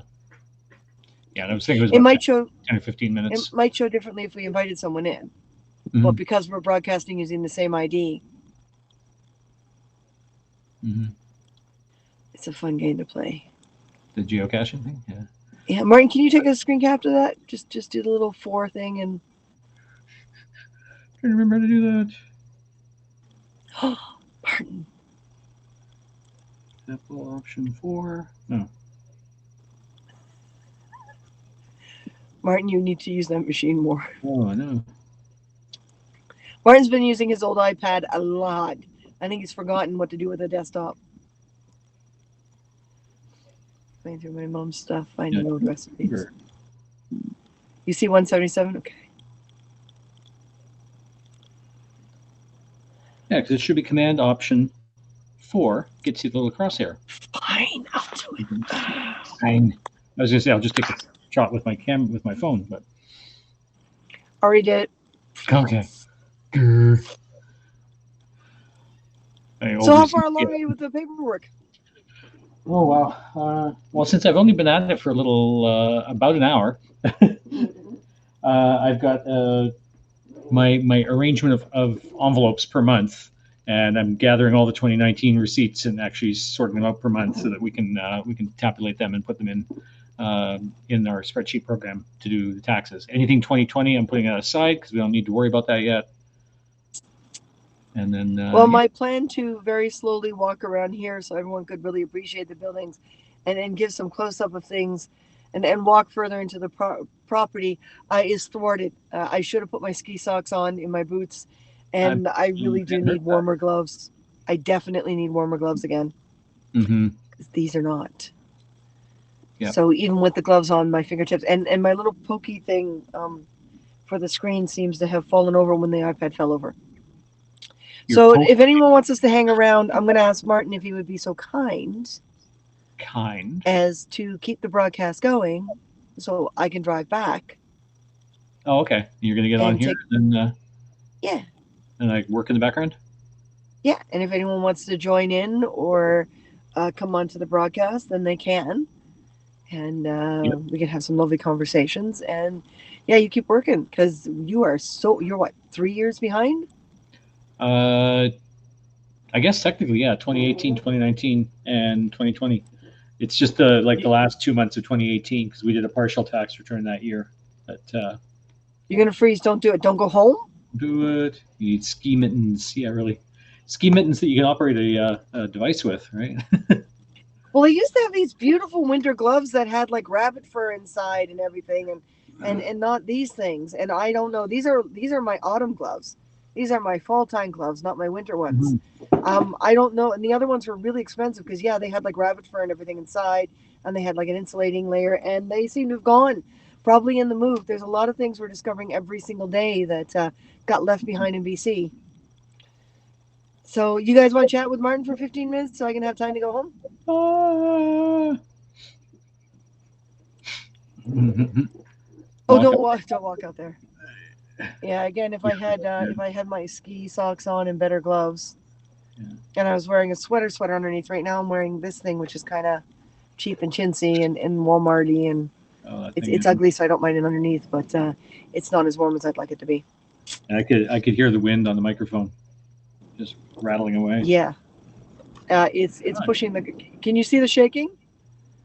I think I see the shaking. You're in that back parking lot over where the railway overpass is, right? Yeah, so the wind is pushing it out. I shoveled the driveway with my new birthday present, kilt. Hey, no, you give me a kilt with good socks, I'm right there. But remember menopause. One moment I'm freezing to death, one moment I'm overheating. Get me when I'm overheating, I'm going to go running around and not feel a damn thing. Yeah. Okay, Harold, I misread that. I saw Wimp. I shoveled the driveway and I saw birthday, and my brain just filled in the blanks until I saw kilt. Martin thought you were driving in a birthday suit. No, shoveling the driveway. Well, this is the thing about the kilts, though, right? Is you develop all that body warmth underneath, and it's like a bell, right? So all the warmth stays up inside the kilt. Martin's got a very valid point. If I had a wool kilt on, I'd probably be fine too. Yeah. I mean, my sister went to school in a Catholic schoolgirl skirt in this weather, if not worse. Remember that year it was -40 in the wind chill? Oh my God, yeah. That's right. We're not that kind of broadcast. And Martin just, get on the ball, mister. That's right, yeah. Yeah, no, I remember that was the same year we were at the studio and we got snowed in, right? Was that the year that the mayor called in the army to clear the Toronto streets because they couldn't handle it? That's right. Yeah. And I needed to go get fabric at a fabric store, so I called all the fabric stores to see which one was open because I can't remember which costume we were working on, but I wound up going out in transit because we couldn't get the car out, and I took my Doctor Who scarf and wrapped it around and did like all these layers of clothing and just went out. See, that's what I need right now. I need my Doctor Who scarf. Oh yeah. But it needs repair. Anyone out there want to repair my Doctor Who scarf? It's a bit moth-eaten, yeah. A little moth. Yeah, the moths got at it. Apparently, it's National Work in Your Birthday Suit today. Saw it on breakfast television this morning. All right. Martin, we can't afford to lose viewers. We can't afford to lose viewers. It's okay. It was just the top layer. There was nothing showing. Except the bottom layer. Yeah. Well, which is the Car Hunger shirt, right? Well, with COVID, it's really hard for us to be working at home, but we have to do it. We need a building with walls. We really do. So, Martin, did you send everything off to our guarantor and hope to God that tomorrow morning we'll have a guarantor and we can get that place? Yes, and I touched bases with him. He has the forms, the agreement that we wrote up with him, and that sort of stuff. And he's gonna, after work today, he's gonna put all that together and get that over to us. Which means, with a friend as a guarantor, we do get that place, but we are going to be giving you guys what product you're really after. We're going to be organizing ourselves. We're going to be putting things up online. Please do custom quotes and stuff. Apparently, I was reading this one article. Resin art is really popular. That's right, yeah. I'm thinking, Martin, you know those little IKEA jewelry stands that we've been kind of using to put nuts and bolts on, and it's working, but it's not working? Oh, yeah, the little double height tray things, yeah. I'm tempted to give each of those trays like a little resin art insert and then put little, I don't know, probably air dry clay, right? Polymer clay, and put little things like on the outside of it, maybe little vines and stuff like that. And turn it into a very different kind of stand to put up on the store and see what people think of them. Yeah, make it just shallow enough that you can still put stuff in without it falling off the top, right? So it's like half filled resin. That is a good idea, actually. There's some really cool ideas for resin art. I was thinking coasters. We could make coasters once we get the laser completely up and going. Yeah, because we could cut an outline like a ring, a donut kind of thing. and then infill that with resin, and whatever Or little we can cut shapes into it, like Starfleet signals and fill those with resin. Star Wars, stars. Stargate. We make one, and if people order them, we make a set. Hmm. Right? Because we can make. We just need the original to show people Baxter. the product and get it up online. And thank you, Joe. Can't leave So, any- Martin, are you willing to keep them amused for about 15 minutes while I drive home? I can keep them amused. Yeah, exactly. That's what I'm thinking, Katie. We're trying to use up used like product that's been sitting around, because once you crack the opening on some of these resins and casting materials, they start going bad. And we've got like 3 containers of various types of resins, colored resin and clear resin, and I think we have some pigment. So we thought, you know what? Since resin art seems to be the popular thing, we'll try a couple, see what happens, because the stuff is just sitting around going bad, and I wouldn't mind using up product so that we can have some room and maybe get rid of a locker, I hope. Yeah. Mm-hmm. Yeah. Stay at home order, possibly extended 2 weeks. Oh God. Fun. So everyone, I'm gonna leave you with Martin and the last image of the Brickworks. There's the last image of the Brickworks with the arrow saying, you should be there. Yes, that's right. We're not that kind of broadcast. Mm-hmm. Hello, good evening. Martin can see you better than me because it's teeny tiny print. That's right. Yeah. So I will. So I'm going to leave the iPad here for a minute. It should take. I drive around the building. Sorry, what, Martin? I said it should take you about 10 minutes to get back here from Evergreen. So we're just gonna until I'm out on the road. Before I go out on the road, I'll stop. You're going against the arrows. I don't know what the arrows are for. I have no idea. I do remember seeing vehicles going in and out of that building a couple of weeks ago when they were working on stuff. So yeah, whether they had a curbside pickup inside the building for something, or I don't know. Well, there was a sign on the door that said $5 for curbside, extra $5 for curbside pickup. Oh yeah. So wait a minute. They're charging the customer for the customer to come to the location and pick up. Yeah, go figure. I wonder who, because I'm trying to think of who's actually there in the Brickworks building. I mean, there's the little artisan market that's probably not running right now, and there's the little pub, which is probably also not running right now. I don't know what else is in there. I don't know. We're going to very carefully pass the bus,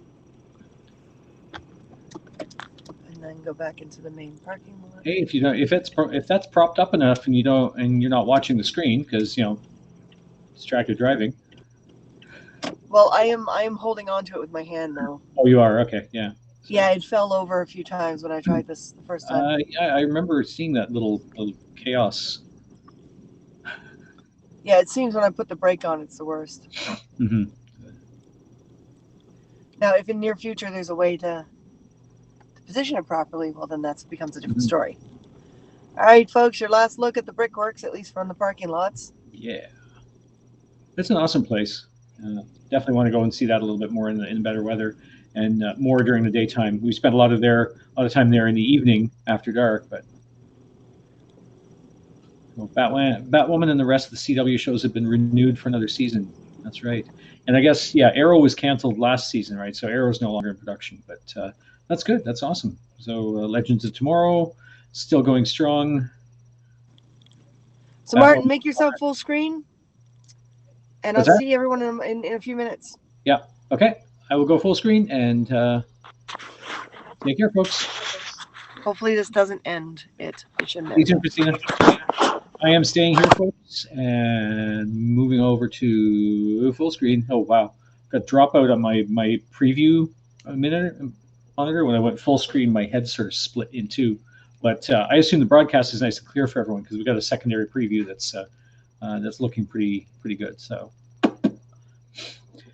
yeah, it should take Christine about 10 minutes to get down here from Brickworks. It's just a quick jaunt up and down Bayview Avenue from here, and then she parks the car and gets herself over here. So Supergirl is ending though. Okay, so this is the last season of Supergirl. I figured, eventually these things do have to kind of come to an end. I think Supergirl's on season 7 right now, season 6 or 7, and Flash is on season 8 or 9, I guess. So, I mean, even Legends of Tomorrow is probably on season 6 at this point, and we've totally lost touch with all of those shows. We haven't had a chance to watch any of them since we moved back to Ontario. We caught a few episodes here and there. We missed Crisis on Infinite Earths, I think, entirely. So it's this long list of programs and things that we want to catch up on, and just aren't enough hours in a day. It's auto adjusting. Yeah, exactly. Oh, the focus. Yeah, we noticed that's the one thing. This is a great little webcam that we picked up, that we ordered. It's got really good reviews online, but it seems to really have a hard time keeping focus. It's always looking for focus. If I'm even seeing it that it's kind of like it's like zooming and unzooming and zooming and unzooming. So, and I think the more movement and activity. So if I sit still, it's not going to think that there's anything new to focus on. But as soon as I start, moving my hands, and Christina and I both talk with our hands a lot. So it's as soon as a hand gets up in the shot, it starts to want to focus in on something else. So, but overall, it's actually a pretty good webcam. We noticed that the quality on it is really good and crystal clear, especially when we're doing close-ups. But it's that focus thing. We need something that's got a nice macro focus for when we do the close-ups of workspace. So, and we are still looking for more sponsors. Our goal is to get to a minimum of $40 a month of sponsorships. I think we're up to around $28 or $30 a month right now. And once we reach that $40 a month point, we can justify closing down our Patreon, because our Patreon hasn't really done a lot for us over the past little while. It's the way Patreon works, and the sort of incentives and the perks for patrons is just it's a lot to maintain. But here it's just so much easier. Got a fun screen capture of Supergirl with a Canada Post step van behind her.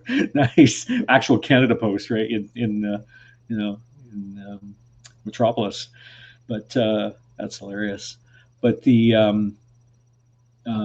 way they do the sponsorships here on HAPS is it's a lot easier to manage, a lot easier to work with. So once we get to that $40 a month, we shut down our Patreon, and we're going to get into more in-depth, hands-on broadcasts with close-ups, showing people, techniques, how we work with different materials, things along those lines, working on builds, close-ups. Obviously not builds for shows, because we can't show that kind of stuff.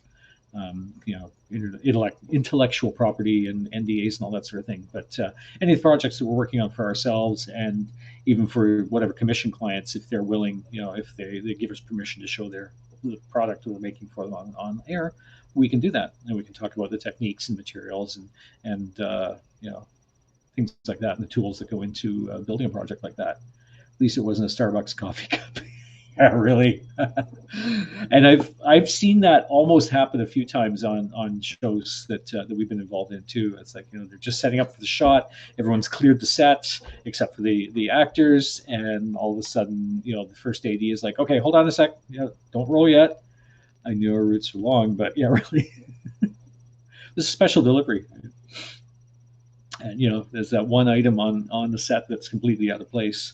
And it's one thing for contemporary show, something that takes place within in the past or upcoming 20 years, maybe not so bad. But something like Game of Thrones that takes place in a fictional medieval world, to have a Starbucks coffee cup in the middle of a banquet table with all the goblets and platters of meat and everything is just too funny. Periscope will now become Twitter Live. Yeah, that is. I believe that is their goal, because Twitter bought a whole bunch of platforms that they're basically shutting down so that they can focus on Twitter Live and trying to sort of pigeonhole the market. But I think HAPS is gaining ground quite a lot, because we've been talking to the developers, and they've talked about how many people have joined HAPS and how big it's getting. It's just exploding in terms of the number of users, broadcasters, viewers, contributors, and they've had to hire on more staff just so they can keep up with the workload. Updates are coming regularly. They just released a new iOS update a couple of days ago. There was a brick girl that had a sex toy on her bookcase behind her. Oh yeah, that's right. Some of the Zoom, um, Zoom meetings and or actual live broadcasts too. It's like, oh, there's this pretty big dildo on the bookcase behind her, and it's always fun when your cat decides it's going to be very inappropriate behind you, sitting on a table or sitting on a chair, and decides to, have its self grooming moments, self care moments that you really don't want your public to see. So, but these things happen as long as it's not us ourselves, and as long as like when Christina and I are wearing the headsets, that we don't inadvertently go and use the washroom or something and keep the headset running. I always have to remember to turn the mic transmitter off before going stepping out to get to be just indisposed.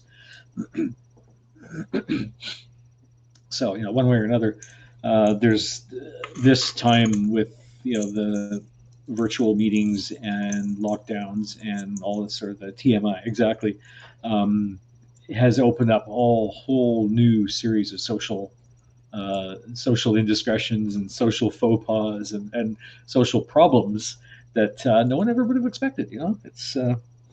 It was bad enough to, in the days in the 70s when the cordless phone first came out, that people could actually, bring their phone to the washroom with them.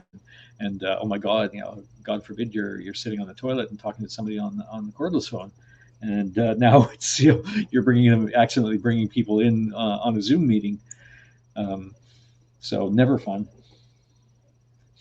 I was cooking something. That's the other thing about this building is there's no separation between the units really. It's like there's air gaps between in the walls. There's the air gaps in the floor between the floors and ceilings. So anytime somebody's cooking something in the building, we're like, what's that smell? Trying to determine, is that a cooking smell or is that a burning smell? So it'll be really good if we get our guarantor to fill out all the forms and submit that to the landlord. We're pretty much a shoe in for that other place. The 2-bedroom apartment in the older building makes a good laugh. It does make for a really good laugh, and especially when people don't realize that they're doing it, or you're having your Zoom meeting behind your desk and you're not wearing any pants, and you realize, oh no, I need to get up and go and get a file from the other end of the room. But if I get up, they're going to see I'm not wearing pants, and they're like, okay, well, I don't have anyone else here that can get the file for me. What do I do? But I need that file for the meeting. Hang on a sec. That's when I go outside, I can smell fireplaces. Oh, I know, yeah. Not as much in this area because it's just a lot of condos and places around here just don't have wood fireplaces. But yeah, we go into some neighborhoods, some of the older neighborhoods, and it's like, oh, that fireplace smell is it's fantastic.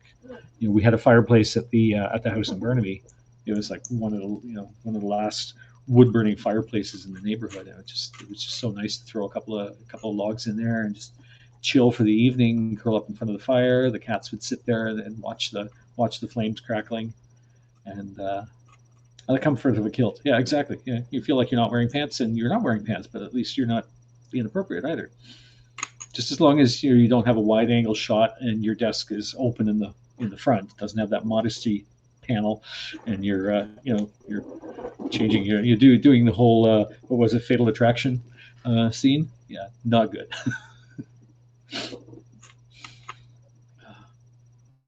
So, but anyway, we do see. I did see while I was working on paperwork, and Christina had you guys on, that she asked once again what are good times and days. So we have that. If there's anyone else that I have one used it at Christmas. Yeah, it's so nice. Just that smell of the wood burning, and it reminds me of camping. Reminds me of childhood quite a lot. So, but anyone who's on here that wasn't on near the beginning of the broadcast or when Christina first got on, as to what are good days and times, I know Shane mentioned 3 p.m. or 6 p.m. Central Time for her is good. John Berriman loves men in kilts. So, of course he does. Caretaker Willie is right. Oh my God, what a scene. Yeah, he's being interrogated by the police. We had Shane from Texas saying 3 p.m. or 6 p.m. Central Time is good for her. So that's was it 4 p.m. Yeah, 4 p.m. or 7 p.m. Eastern. So anyone else want to chime in? Let us know what's good day and time. We're trying to sort of feel the waters, and with so many new broadcasters coming on, there's a lot of traffic going on in HAPS now too. So it's a matter of finding that niche, finding that little spot, that market. Like it's like a program director at a television station. What show gets put where, and what's the best time slot. Thursday nights at 7, I think, was always a really good spot, or Thursday nights at 8 p.m. But you put them on the Friday night at 9 p.m. time slot, and it's death sentence for the show, right? So I don't know if those were the actual the times, but I know there was a lot of good shows that got moved to those time slots, the not so lucrative ones, and it was the end of the show after 7 p.m. most nights. Cool. And obviously, like before 9, before 10, that sort of thing. If we start a broadcast around 7 o'clock, we usually go 2 hours, 3 hours, so we're done by around 9 or 10. We've noticed 8 p.m. is actually pretty good because that's the dinner hour on the West Coast, 5 p.m. So we start within the first hour. We start getting a few more West Coast people signing on and into the latter parts of the program. The time being, anytime I'm home till school goes back. Well, this is it too. Yeah, it's depends on what else is on the boob tube. Yeah. Well, this is it. We almost have to check the television schedule as well. It's like, oh well, we can't do a geek related broadcast while Discovery is playing, or while Brave New World or something along those lines. I don't mind replays. Yeah, no, replays are good too. With the HAPS challenge though, when we need to get that 250 views per broadcast, I believe that's live views. And but the fortunate thing is that does cover all the platforms. So right now we're broadcasting on HAPS. We're on Periscope. We're on Instagram. We're on, I believe we're set up to do on YouTube. It says we're running 5 multicasts right now. So, Little Dallas multicast. So the more live viewers we get, the better. I see we're up to 187 live viewers right now. So Law and Order Special Victims Unit, yeah. And all the incarnations of CSI, which are actually still very popular shows. So lots of things to think about, and I know like network television, broadcast television is actually becoming more and more of a dinosaur with all the streaming platforms and all the, even cable networks have their on demand, where you can basically go 193 views. Okay, it says 187 at this end, so there's definitely some discrepancy from one end to the other, but that's good. We're like within around 60 views of getting our 250 at an hour and 47. So once Christina gets back, she's going to take over here on the computer, and I'm going to get back to my little pile of stuff on the floor. How does share work? Oh, in terms of when you do a share, when you share the broadcast, you're basically sharing the link to the broadcast to your social media platforms, whatever you're sharing it through, and then people can click on that from there. For us, the multicasting works when you set up a broadcast, or when you set up your profile ahead of time. You give it all the links, the URL links for your other platforms. So your Stabler is coming back in Law and Order, Organized Crime. Not even familiar with the characters. We never got into the Law and Order series. But yeah, when you set up your account, you set up the URL links to all of your other platforms. So your Twitter link, your Periscope link, which is going to disappear anyway, Facebook and YouTube and stuff like that. And then when you create a broadcast, you got a little window pops up that says, which platform would you like to simulcast to? And you either have the ones that are already checked off, or you can set new ones or change. What's the pile? The pile is a huge pile of receipts that's been building up and been moving with us for the past several moves over the past year and a half. Not followers shared. I'm not sure what you mean by that, Newfoundlander. Basically, if you share the link, people can come in and view it either through your platform or whatever. I think it also gives the HAPS link, so they can come onto the HAPS platform, and then they have the opportunity of signing up for HAPS and becoming a subscriber, which is, for us, that's the ideal. Get as many people over on the HAPS as possible, get them to subscribe to us, and we'll continue the simulcast to the other platforms too, because it does get us a little bit more attention in those directions as well. And there's some people that aren't going to want to sign up for HAPS. they're going to want to stay on Facebook. They're going to want to stay on Twitter Live or whatever incarnation it actually becomes once Periscope is done. So we'll see what happens then. Is that a $10 goal day? What am I seeing? The goals are very, very tiny. I can barely read it on our little preview screen. So, oh, look at that. She's back. She made it. The Arctic Traveler returns. Can't share with followers like Periscope. Okay. Yeah. So in terms of, you're actually, Newfoundlander, you're actually viewing us from HAPS. How does the share work on HAPS? When a viewer shares our broadcast, they're basically sharing the HAPS link to our broadcast, right? You can share directly to other social media. Right. Mom just stuffed her receipts in shoeboxes in the last few years. Yeah, well, ours has been like big envelopes and file folders and things like that. And I've been noticing that some of them have been categorized and sorted. I've got a bunch of clips here that receipts were held together with. But Nanuka the North, yes, she has returned. Hang on, layers. She's disrobing. Just remember what layer to stop at before you come to the camera. Are you not like you? Unlike me, yeah, really. Hey, I haven't actually done that, so one of these days she's gonna be on a broadcast here, and I'm gonna forget that she's on a broadcast and come walking through the room. And I've heard that happen too on people on Zoom broadcast, Zoom meetings, and social media live stream broadcasts as well, where a household member just walks inadvertently past in their underwear or something because they don't realize that this person's on air. You can't always necessarily tell that there's a camera running, and you sometimes don't pay attention to that. And it's quite funny. The whole fishbowl thing. We have to watch out. That we're being watched. I'm not gonna subscribe to any conspiracy theories or the people that put the masking tape over top of their webcam when the computer's not running or at all times, because it just gets a little bit crazy. But yeah, we do have to be a little more careful nowadays. First I'll show Especially, you how to share, yeah. then I'm going pee.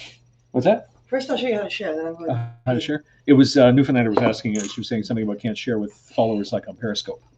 Okay, which followers? With your followers on HAPS, figured out smart newfies do exist. Okay, so you figured it out. Did she? Apparently. You sure? Well, that's what she says. That's what she said. Okay, so I'm going to hit someone else's broadcast. Mm-hmm. So it's not ours, right? Mm-hmm. So we've got Okay. Don's broadcast Hey, why here. isn't he on ours? Eh. Sorry. Under the three dots. Oh yeah, under the little ellipsis. Yes. Blink. Share broadcast. Okay, and then you can share on I shared different to platforms. Reddit too. To Reddit. Wow. LinkedIn. Yep. LinkedIn has gone back to being the thing. Mm-hmm. Yeah, I think we need to update our LinkedIn profiles too. Not I. I have a CT here. I'll have to JB and his husband Scott. Oh, Don's logging off. 3 years ago. Huh. He's logging off? He's Yeah. signing off? So maybe he's going to come to us because he was at our broadcast at the beginning. I've seen him do that before. He pops in the beginning and then he pops in a little later on. So Well, let's I'm going to go You're gonna washroom. Go, yeah. Yeah, I'd rather go now before my body. Microphones on or anything like that? No. Post it to Twitter. Thank you, Newfoundlander. It's hard to type when you have a cat in your lap. Yeah, it's even harder to type when you have a cat on your wrists. Yep. There's that little I think it's one of the Facebook groups. It's the Far Side appreciation group. And one of the ones they posted, it's not an actual Gary Larson, but it was another comic strip. It's titled, it's captioned "Preparing for Your Zoom Meeting," and it's got the guy at the computer, ready for a Zoom meeting, and the cat's been duct taped to the wall because they're always going to interfere with the meeting somehow. And it's funny the comments that it's getting. People are like, "Oh yeah, that's an excellent way to do it." And then some people just take it too seriously. It's like, "Oh, why would you do that to your cat?" or something along those lines. So didn't see followers though. Okay. Yeah, no, basically it allows you to share it directly to your profile on your other platforms. So it'll on, I guess, like say on Facebook, it'll suddenly say, you know, Newfoundlander is watching Car Hunger on Haps, kind of thing, and it'll give the link, and that'll show up in your news feed on your wall, right? So beyond that, I guess within the other platform itself, you go to Facebook and then you do the share there. It's an extra step, but you do the share there, and then you say, you know, share to so and so people. But technically, anybody who's seeing you on Facebook would be able to see that, you know, for example. So, and same with on Haps, you know, it'd say, oh, so, you know, Newfoundlanders saw that poor cat. Yeah, that picture. I mean, so people viewing your Haps profile will be able to see, oh, you know, Newfoundlanders watching this broadcast right now. Let's go take a look, and it'll pop up on their notifications too. I mean, we see that sometimes. You know, so and so is watching such and such on Haps, or so and so has joined so and so's broadcast on Haps. Who is this so and so person you're getting talking I about? know. Well, they hang out with such and such a lot, and what's her name?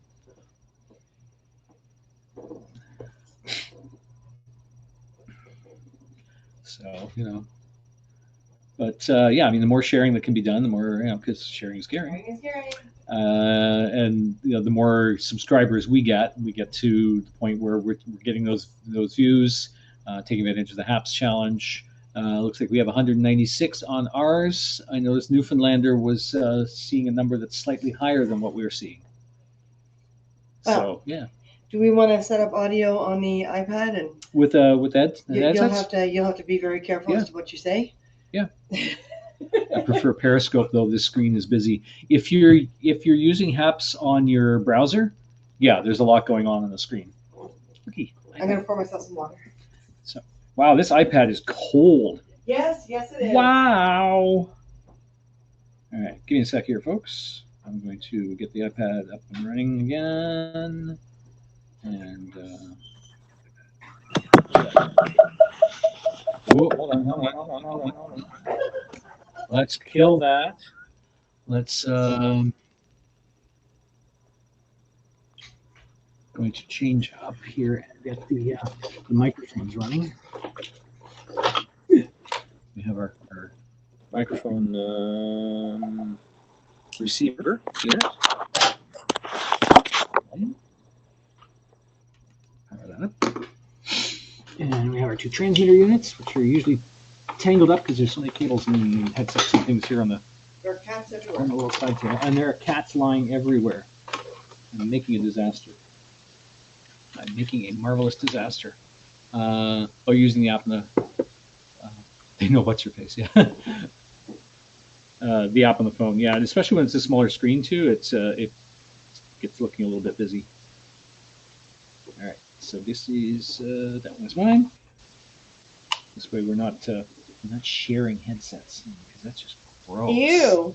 Cuties! So what this means now is we're actually probably running two mics now. Aren't we? But yeah, you gotta turn off the mic. So hang on. Bear with us. Boom. Okay, can everyone still hear us? Oh, I sure hope so. Switch to the wireless headset mics. Camera keeps zooming in and out. Yeah, that's the webcam having a hard time focusing on things. It has a hard time. So we are. Oh, you're rolling over your paperwork. Oh, I am, aren't I? I'm going to move all that a little bit farther back. Is it the app? I wonder. No, it's the webcam itself. Has a hard time when there's a lot of activity on the screen. It's trying to figure out what to focus on. So, folks, Martin will be right behind me because he does have to keep doing the paperwork.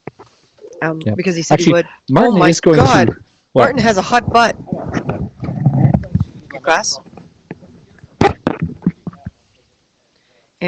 Your glass? Your glass? Your glass? Your glass? Hey, look, it's your glass. All right. Hi, guys and gals and everything in between. So, does anyone want to be invited in, or are we all happy with typing away? Loud and clear. Good. Nice. Nice. So, this is kind of one of those, we're chatting things, and hopefully Martin gets paperwork done fast enough because there's still cutter and 3D printer to deal with. I also noticed, I am wondering. I wonder why. Oh, jeez, I tried to put my glasses on my microphone. The little hook for this microphone makes it really hard sometimes to put the glasses on. Yeah, I have a hard time reading the screen. It's a lot easier on me if I put my glasses on when I'm in front of the screen like this. The iPad and the phone isn't so bad, but on the computer it is to a certain degree. That's not I. I have a CT here. Oh, cat. Okay. It is hard to type when you have a cat on your lap. Okay. So, what did I miss, Martin? Anything exciting? You missed a whole bunch of stuff. Oh, while you were driving. Yeah. Oh, damn! I missed Harold saying that. Oh yeah, because we were talking about Zoom broadcasts or Zoom meetings without pants, and suddenly realizing you need that file that's across the room, and there's no one to get it for you. I have a fun screen capture of Supergirl with a Canpost step van behind her. Nice. That's awesome. That is a hubby called out when he said H4. H4. You sunk my battleship? What? What? That's right. You sunk my battleship. That's right. Damn it, Martin. You keep losing those battleships. It's going to start costing a lot of money. Oh, no. I guess everyone can hear us? I'm assuming so. Apparently loud and clear. So that's the good part. There are a number of things with the HAPS app that I've been considering. Why is it? What? Start this, and immediately I have a cat sitting on receipts. Because He didn't do this while I was alone. No. While you were out there. I'm here now. He's sitting on the 2020 receipts that I found, so those are going elsewhere. I see. Need them immediately. Well, you're not focusing on 2020 and 21, 21. That's tomorrow, right? Yep. Before. Oh, okay. You said before. Oh, abbreviation. Yeah, Jedi Sentry, it's Katie, can hear you just fine. All right. Hopefully not too much I want to try something with you guys since we have a bit of a. Oh, and if anyone hasn't told us when is the best time and date for you to be watching us, we got anytime after 7 p.m. Eastern from Jedi Senshi. Okay, I guess that means any weekday as well.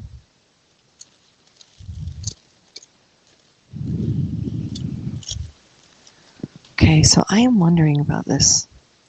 Cat toys. So since we're kind of, I've been talking about Canadian conspiracy. Multiplayer theater mode. Oh, you want to see it? It's okay, that's theater mode. I'm wondering if I can actually do this, guys. Yeah, let's do it tonight. Well, I got to figure out whether or not I can. Whoa, whoa, whoa, whoa, whoa, whoa, whoa, whoa, whoa, whoa, whoa, whoa, whoa. Well, that was a mistake. That was fun. Was that suddenly two different mics? Well, no, it's this mic in delay onto the monitor, and I remembered whenever we do this, I always move the audio over to the computer itself because it's such a tiny, tiny little speaker. It tends not to be picked up as easily. So internal speakers instead of the display audio. Display audio is better, but the internal speakers doesn't revert back. So there you go. I can hear myself over to the right. And hello, Edward. How are you tonight? We're also asking people, Edward, when is the best for them for us to broadcast on here? Can't guarantee we'll be able to do those times and days, but Martin and I would like to start creating some goals in a schedule because this whole COVID thing has basically trapped us in a space that is not healthy. So the more we can get ourselves back together, the better. Now, this thing is, okay, application window. Oh, I can do this. Oh, is that the present screen thing? Pink? I believe, yeah. Martin sniffling. Error presenting screen. This action cannot be performed at this time. At this time. What do you mean? Pablo! Checking in from your friend's house. Cool. Anytime, Edward says. You can see Chrome tab. All right, so we'll be doing those 4 a.m. broadcasts. We expect you to be there. Okay, so that brought it forward. But is it now? Oh, it is. Locked down 2 more weeks. Yeah, let's not remind me, please. I'm having a very hard time with not seeing people in person, and this is only satisfying a small portion of me, and it's just, yeah. It's really tough for me, guys. Getting hungry, we'll go make supper in 10 minutes. So, if it's during the day, my friend Mark can see you. Oh, 214 views. Nice. Thank you for the super heart. Boom, boom, boom, boom, boom, boom. Oh. So, do you guys want to experiment with me here? We kept talking about the Canadian conspiracy back on Periscope and how we were going to OBS, and I see HAPS gives us a way to actually share that. Well, can I change the title after I've started? Hang on, settings. I can? Edit? I could change the title after the fact. You can. Awesome. Hey guys, want to watch Canadian Conspiracy with me? You're going to change the title, then I'm going to go see if you guys hit like yes.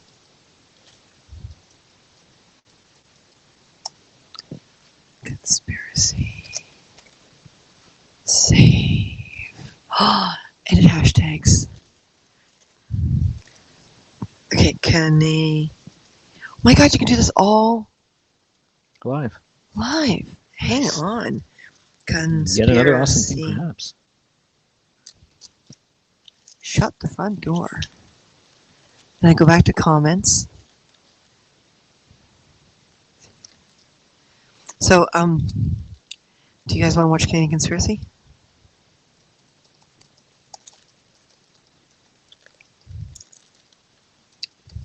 Finally see it? We can still talk. I'll leave my mic on. But this was done in the 80s. This was done in the 80s. And by CBC as a mockumentary, claiming to be an American production company, educating Americans as to how Canada is taking over the U.S. Through the entertainment industry. When? Right now, I want to try this feature. I suddenly want to try this feature.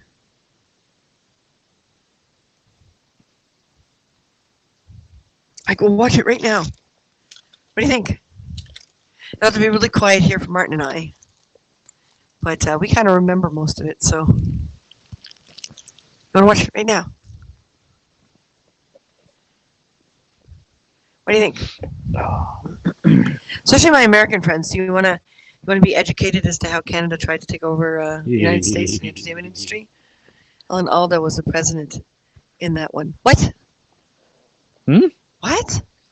You can think of a different movie. I think you're thinking a different. Yeah, I think you're thinking a completely different movie.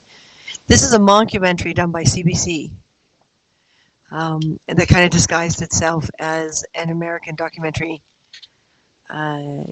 company, sending out a warning to Americans that Canada was taking over through the entertainment industry. Hubby's back with food. Oh no! Tell hubby to come. Sit and watch Canadian Conspiracy with us. Yeah. Sit and watch Canadian Conspiracy. Once when it aired. What? But there's no indication of president. I don't think. No. It's been a while, but Newfoundlanders, stay with your hubby. You guys are gonna laugh out of this. And I want to try this feature. So I want to go PIP. And I want to go here. I want this to be one. Oh, no, I don't need that one. That one can disappear. And that's how it looks like. So...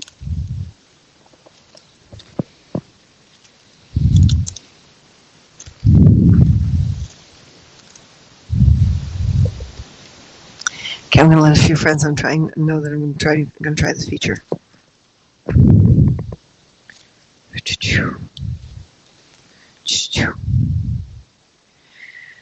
Let's see, Messenger. Or maybe I should just share it again.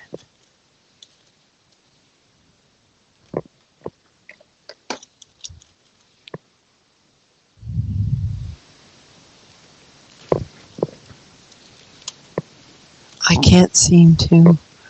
Oh, I see. Open in a new window.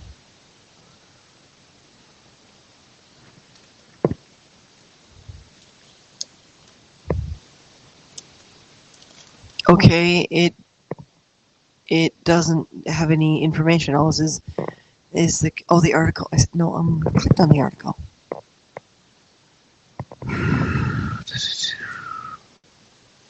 Wikipedia does not have an article with this exact name. Okay. Alternative titles and spellings. There's nothing here, honey. Hmm? She sent a link, Canadian Conspiracy, but there's nothing on it. Oh, okay.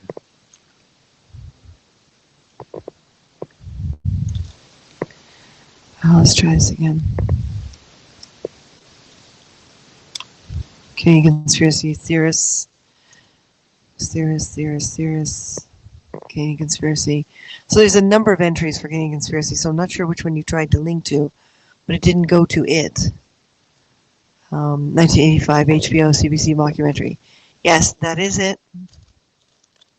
That is it.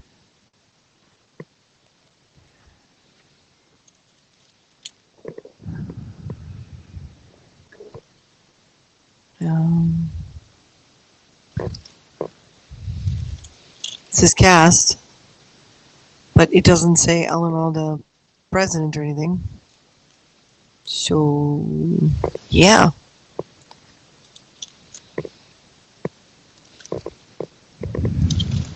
So yes, the link didn't work. The link that went really had no info on it.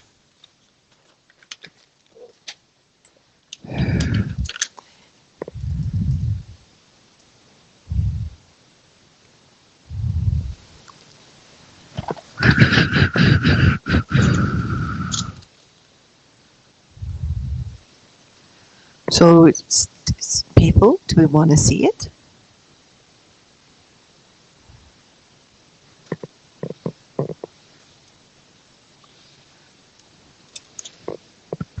Do we want to see it? Canadian Bacon. Yes, he was in Canadian Bacon. That's probably what you're thinking of. That's different entirely. Yeah. That's very different. That's not what this is.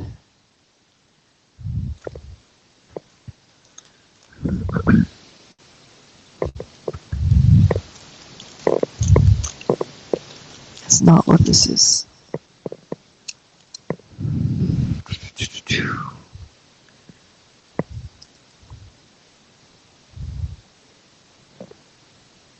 I think Lance English would also get this. Just let me send a message out.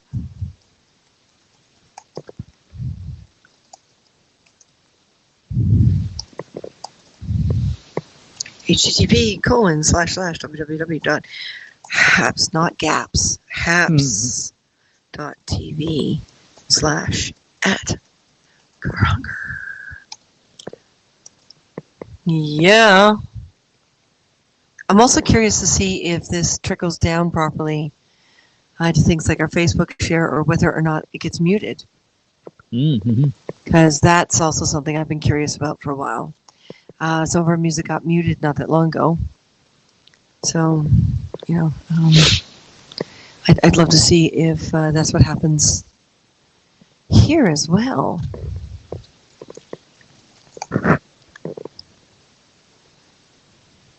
I have to eat now, so I'll pass. I can watch it on YouTube later. No, but the idea was to watch it together so we can talk about it together. That's not the point. If no one's going to watch it with us. Hi, Amber.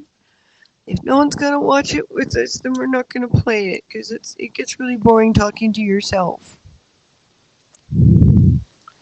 Hey, Amber, want to watch Canadian Conspiracy?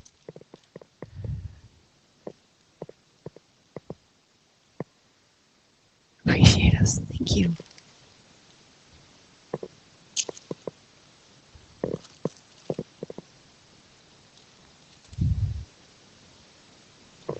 We have an appreciator award, which is thumbs up. I'm going to memorize all the awards. Nice. So I want to try this feature that Habs has to be able to play the other window, and I want to experiment with volume levels and everything. I see the mic is off for the video, so sure. Okay, Amber, you are going to be my test subject viewer, and we'll see how many Americans pop in and go, what is this? So I've got it set up so that you can, as you can see the video. We got to keep our audio really low here because if we crank it up, we're going to get feedback. But I want to see how this works. So I figured, I keep talking about Canadian Conspiracy, and this is on YouTube. So I'm assuming, okay.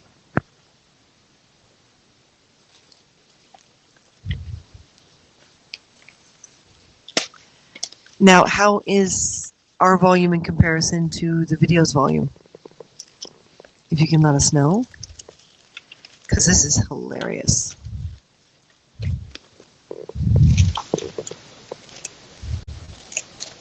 Hi, Don.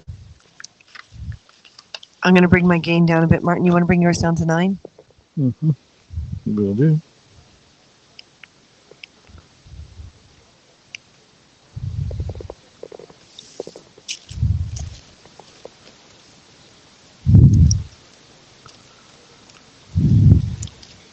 This was done in the early 80s, can you tell? No video volume? Interesting. Okay, can you hear the video volume now?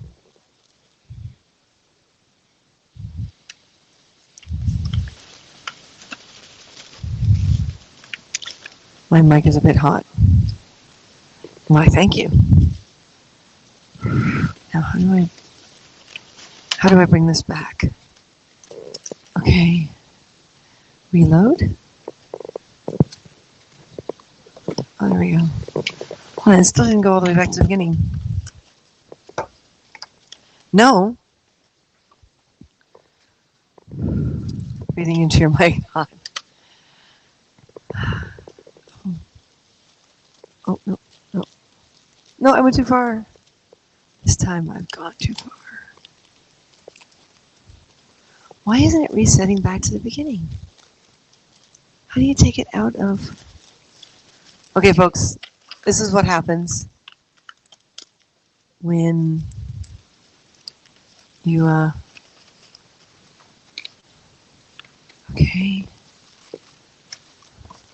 I want to bring it all the way back to the beginning. So you said there was no volume, right?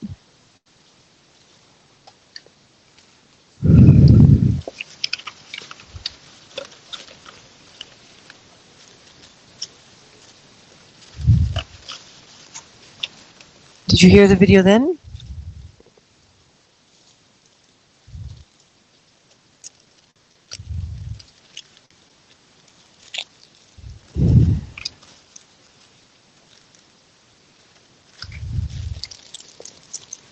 Okay, so if I'm too high, well, that's the wrong one. This is the one I want.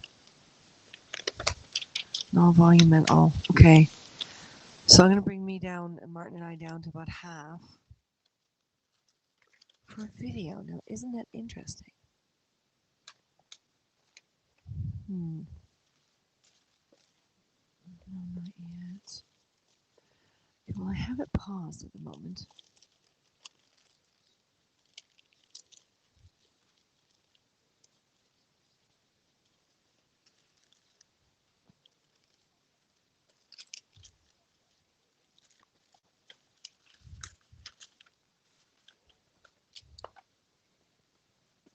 So did you hear it that time?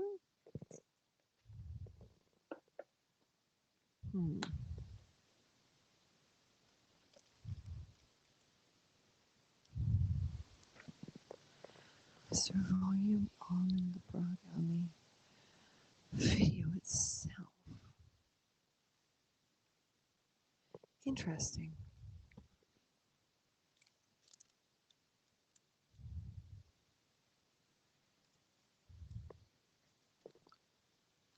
You're too low. Increase yourself a smidge. Video had no audio still. Okay. It's not the one I want. It's the one I want. Okay, we're going to increase me just a smidge. Now, Martin, I'm wondering if the paper is also being picked up. It's hard I to can tell. turn my mic gain down a lot more. That or turn your mic off until you're ready to talk about something. I can do that too.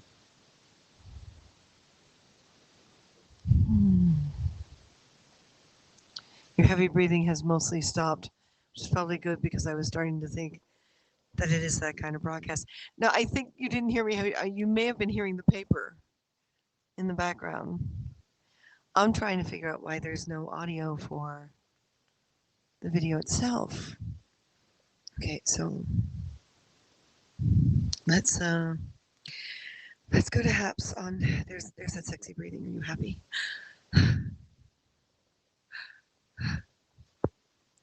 So I'm going to turn my hands-free on, and perfect for you both, okay? But is the video creating any audio?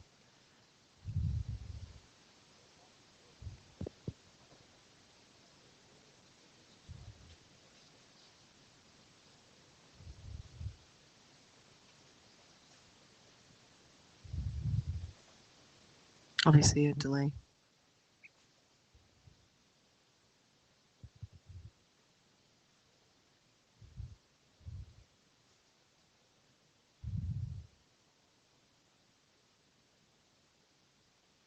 Huh, you're right. There is no audio for the video.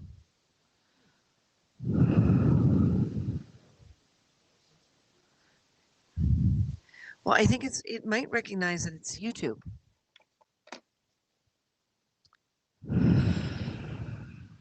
Oh yeah, I can hear the audio on the video coming out of my computer.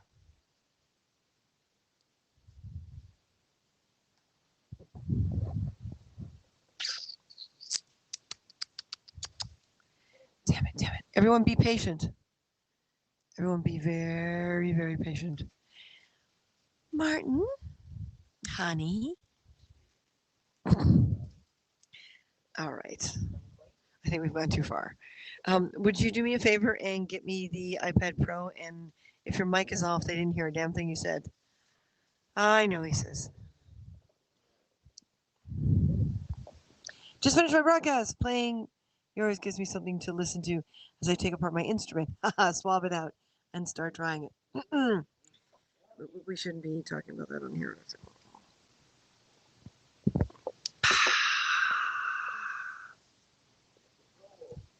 The Pro.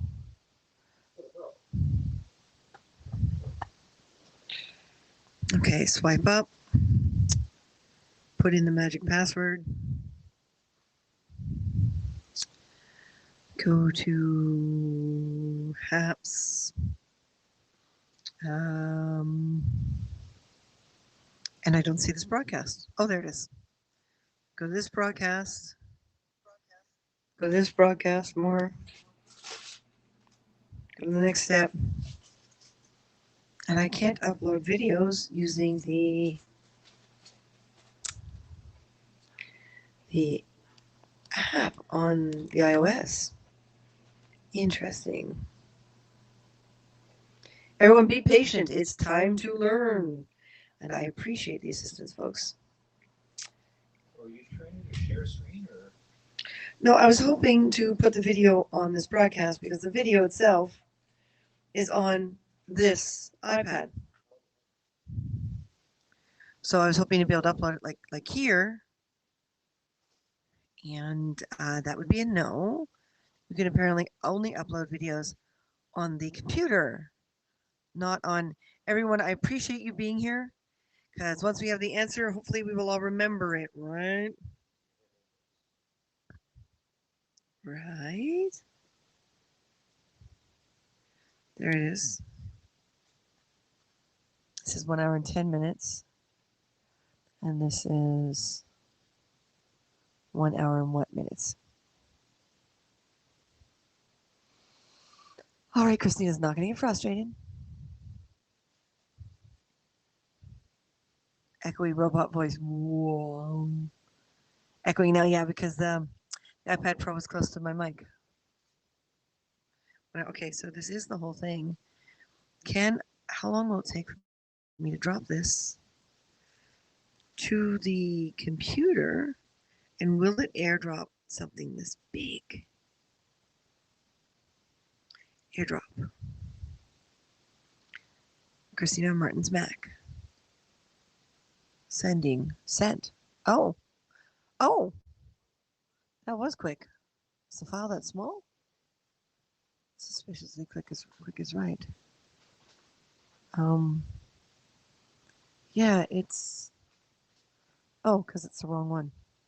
Well, that won't help. Then it's this one. Yeah, it's this one. We'll file this big airdrop. Thank you, everyone, for letting me use you. Okay. You're right, that was way too quick. It was like, what's wrong with this picture? Airdrop, receiving video. Okay. Okay. It gives no countdown as to what size this file is, like how long it'll take. Huh.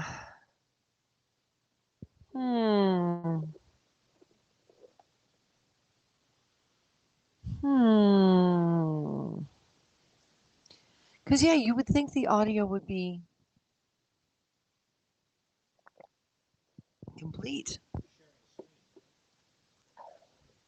Well, it's sharing the app, right? It's sharing the web page, the YouTube web page, but it refuses to recognize the audio, which is really kind of. And I'm seeing on this one there is no there doesn't seem to be a download, because some of these there's a download.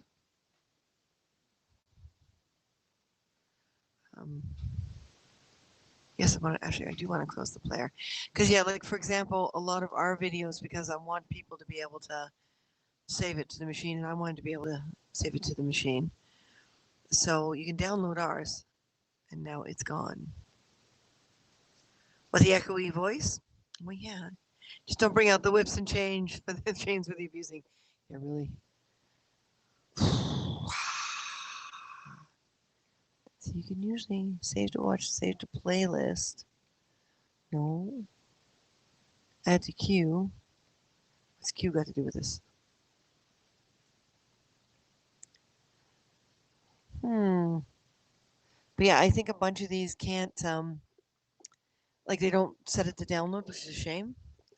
We may not be able to do this, because I don't know how long it'll take to download this file. And then I'd have to save it to apps or open it in a player. Interesting. Very, very interesting. We're learning, folks. We are learning. I've been wanting to share you guys this for ages.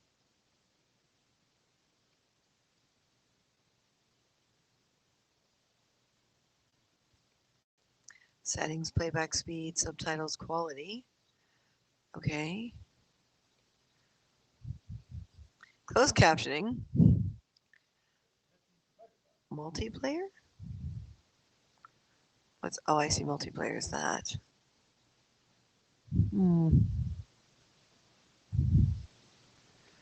Okay.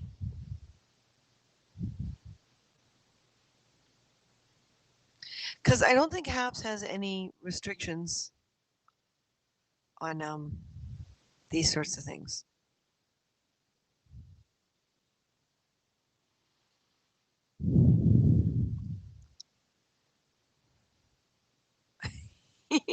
Well, it tries the download.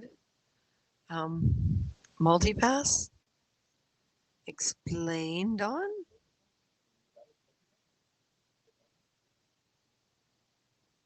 Is your mic back on, Martin? No. Well, then why? Martin, I can't hear you unless your mic's on. What? No. If you're going to speak, stop fussing and speak. Speak. Okay, so I turned the closed captioning on. Lilu Dallas Multipass? See, it's just sharing this tab to Habs TV, right?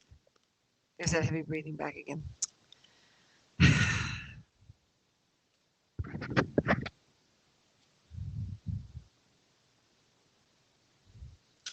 It kind of cuts off the bottom of the screen.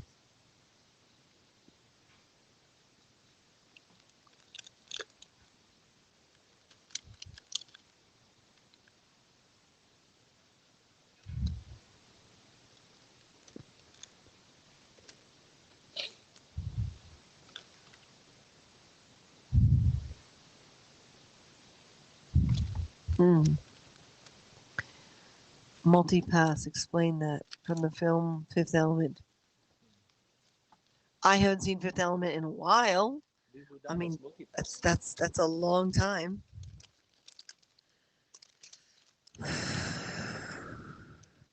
So with the closed captioning on, how does it look? Like, is it clear or because it's showing kind of choppy on my computer?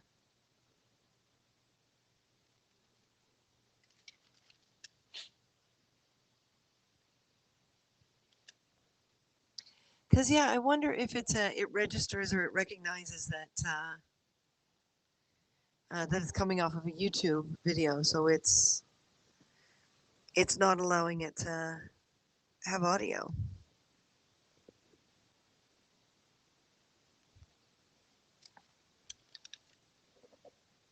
What do you guys think?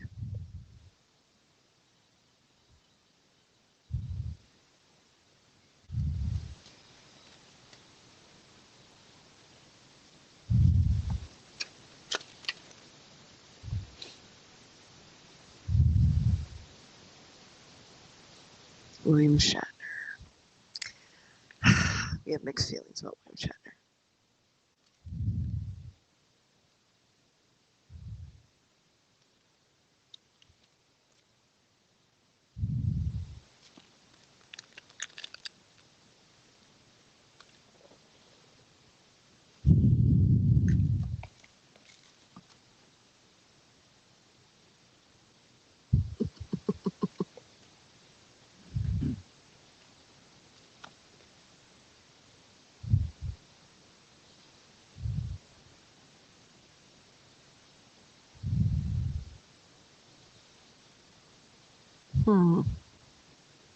I'm tempted to steal Martin's mic from him and just put it on top of the computer.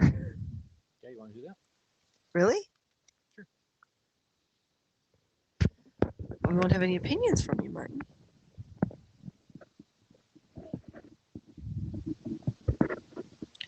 Is it on?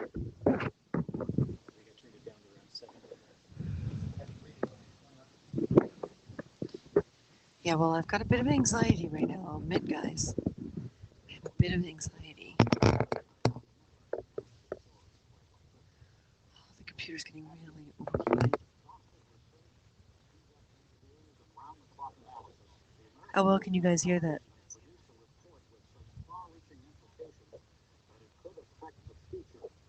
And am I echoing?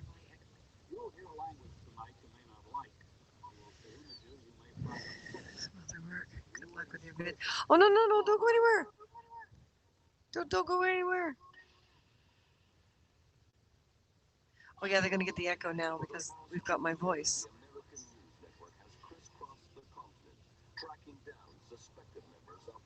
I would have to be completely quiet.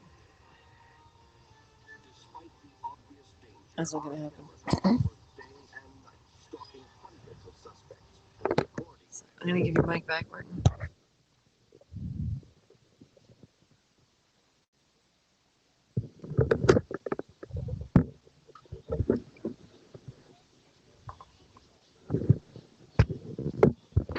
Hmm.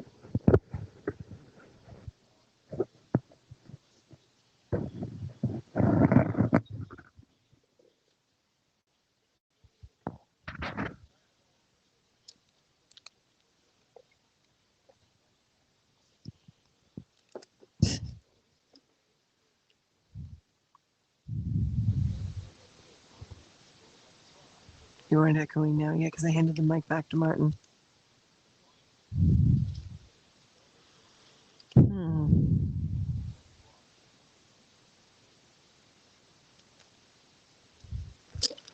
So this actually may not work, and if the video actually manages to download to the computer from the iPad,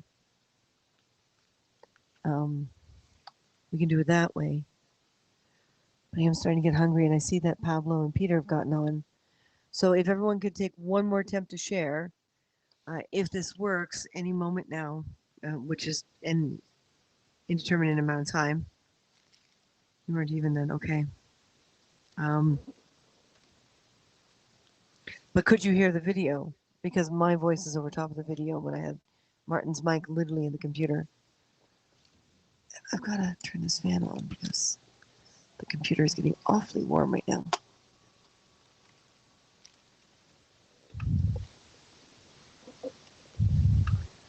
Because if the iPad actually manages to airdrop to the computer, that'll be super awesome.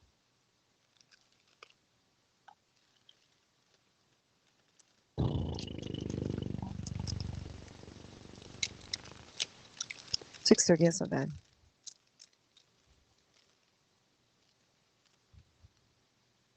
Faintly, yeah. So I'm still overpowering. It's my personality, folks.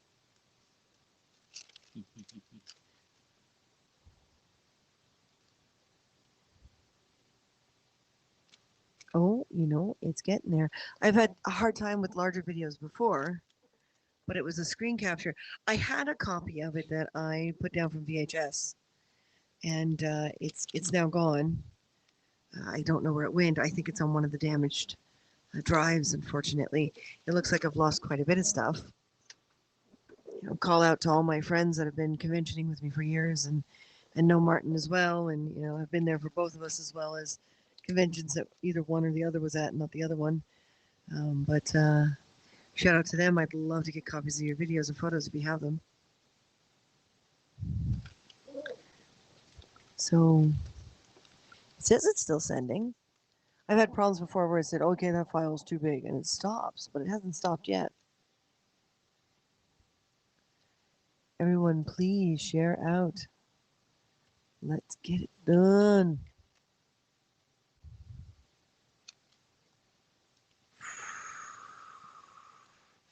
Yeah, when I'm done, I know you're not there now, but when I get tight chest and anxiety, I tend to have a hard time with the breathing thing. It was the opposite. Video was too loud. Well, that's because I uploaded the video and I didn't adjust. For example, if we get rid of this, just to show you what I mean. Let's do this one. Right, and each one can be individually controlled. And because I didn't pre-run it before doing videos for you guys the other night, lost my choice. I hadn't adjusted the audio. So now I'm making a bet that I am recording. So if I go in here and I say new video only, and I go down like this, I'm going to go to the extreme. Now you can barely hear the video, and I'm louder. So yeah, it's a matter of getting used to the different audio levels and adjusting accordingly in each individual one. Each one's got its own little gear. So yeah, but in this case, it's coming through from a YouTube channel. Yeah, exactly. Up and down, up and down. It's coming through a YouTube channel, so it's not a video that is on my drive, it is a video that is off of someone else's video channel. And for some reason, it appears to be muting. So I'm thinking that somewhere in YouTube, YouTube recognizes the fact that another app is accessing it. Well, here's an idea. I wonder. Make this a priority. Let's go to Martin's and my YouTube profile and go to your channel, because these are videos I own. So let's grab one of these, because this will also affect what I want to do in the future, and that's redo Periscope videos on here. Let's try this one. It's nice and short. And you can tell me if you hear it. Okay, or not.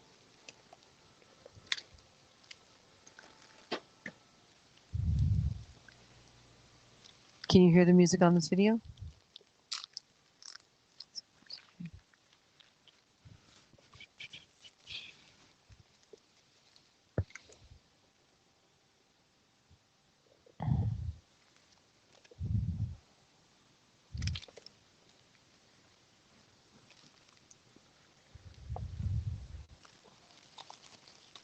Can you hear the music on this video?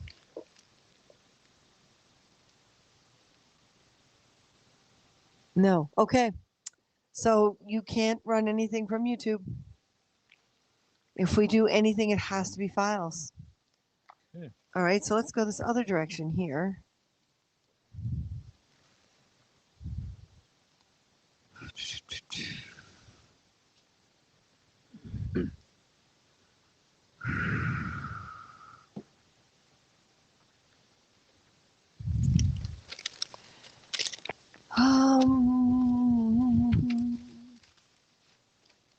Trying to remember the alternate downloads. Oh, there it is. Okay, users. Oh, it's in my users folder. All right, so upload. Let's see if we. Oh, actually, let's see if we can do this. If I double click on this, it should open in QuickTime. There it is. It opened in QuickTime. Really big. It's kind of gobbled up my screen, so I'm gonna make it a little smaller here. So if I go like this and say present, and I say application window, and I say QuickTime, and I say share, error presenting screen.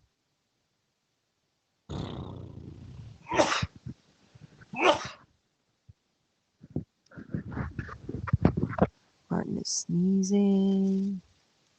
Dusty receipts. Interesting. I'm thinking it doesn't like the QuickTime format, you know? Oh, that could be. Export as, oh, I don't want it to export that big. Oh, just 720 will do. And then desktop. Then desktop. Okay, save. Wow, okay.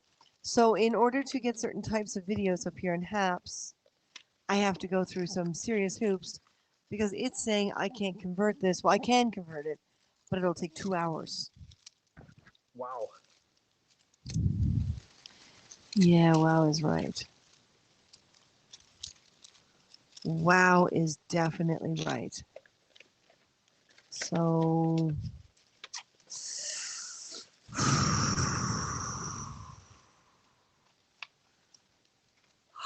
no, I'm not yelling. It is a figment of your imagination. I didn't see it. That did not happen. This is not the yawn you're looking for. Nope. Users. My users. Downloads. Let's see if I can work with the raw file. Where's the raw file?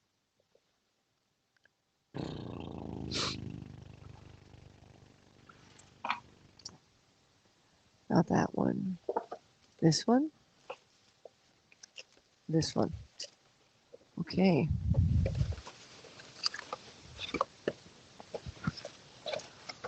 Wow. That's going to take forever.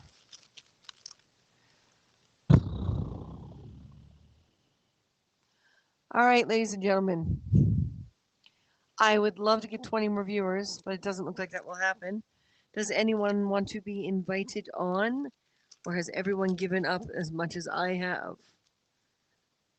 Amber, do you want to show your lovely face to the What's world? this giving up thing?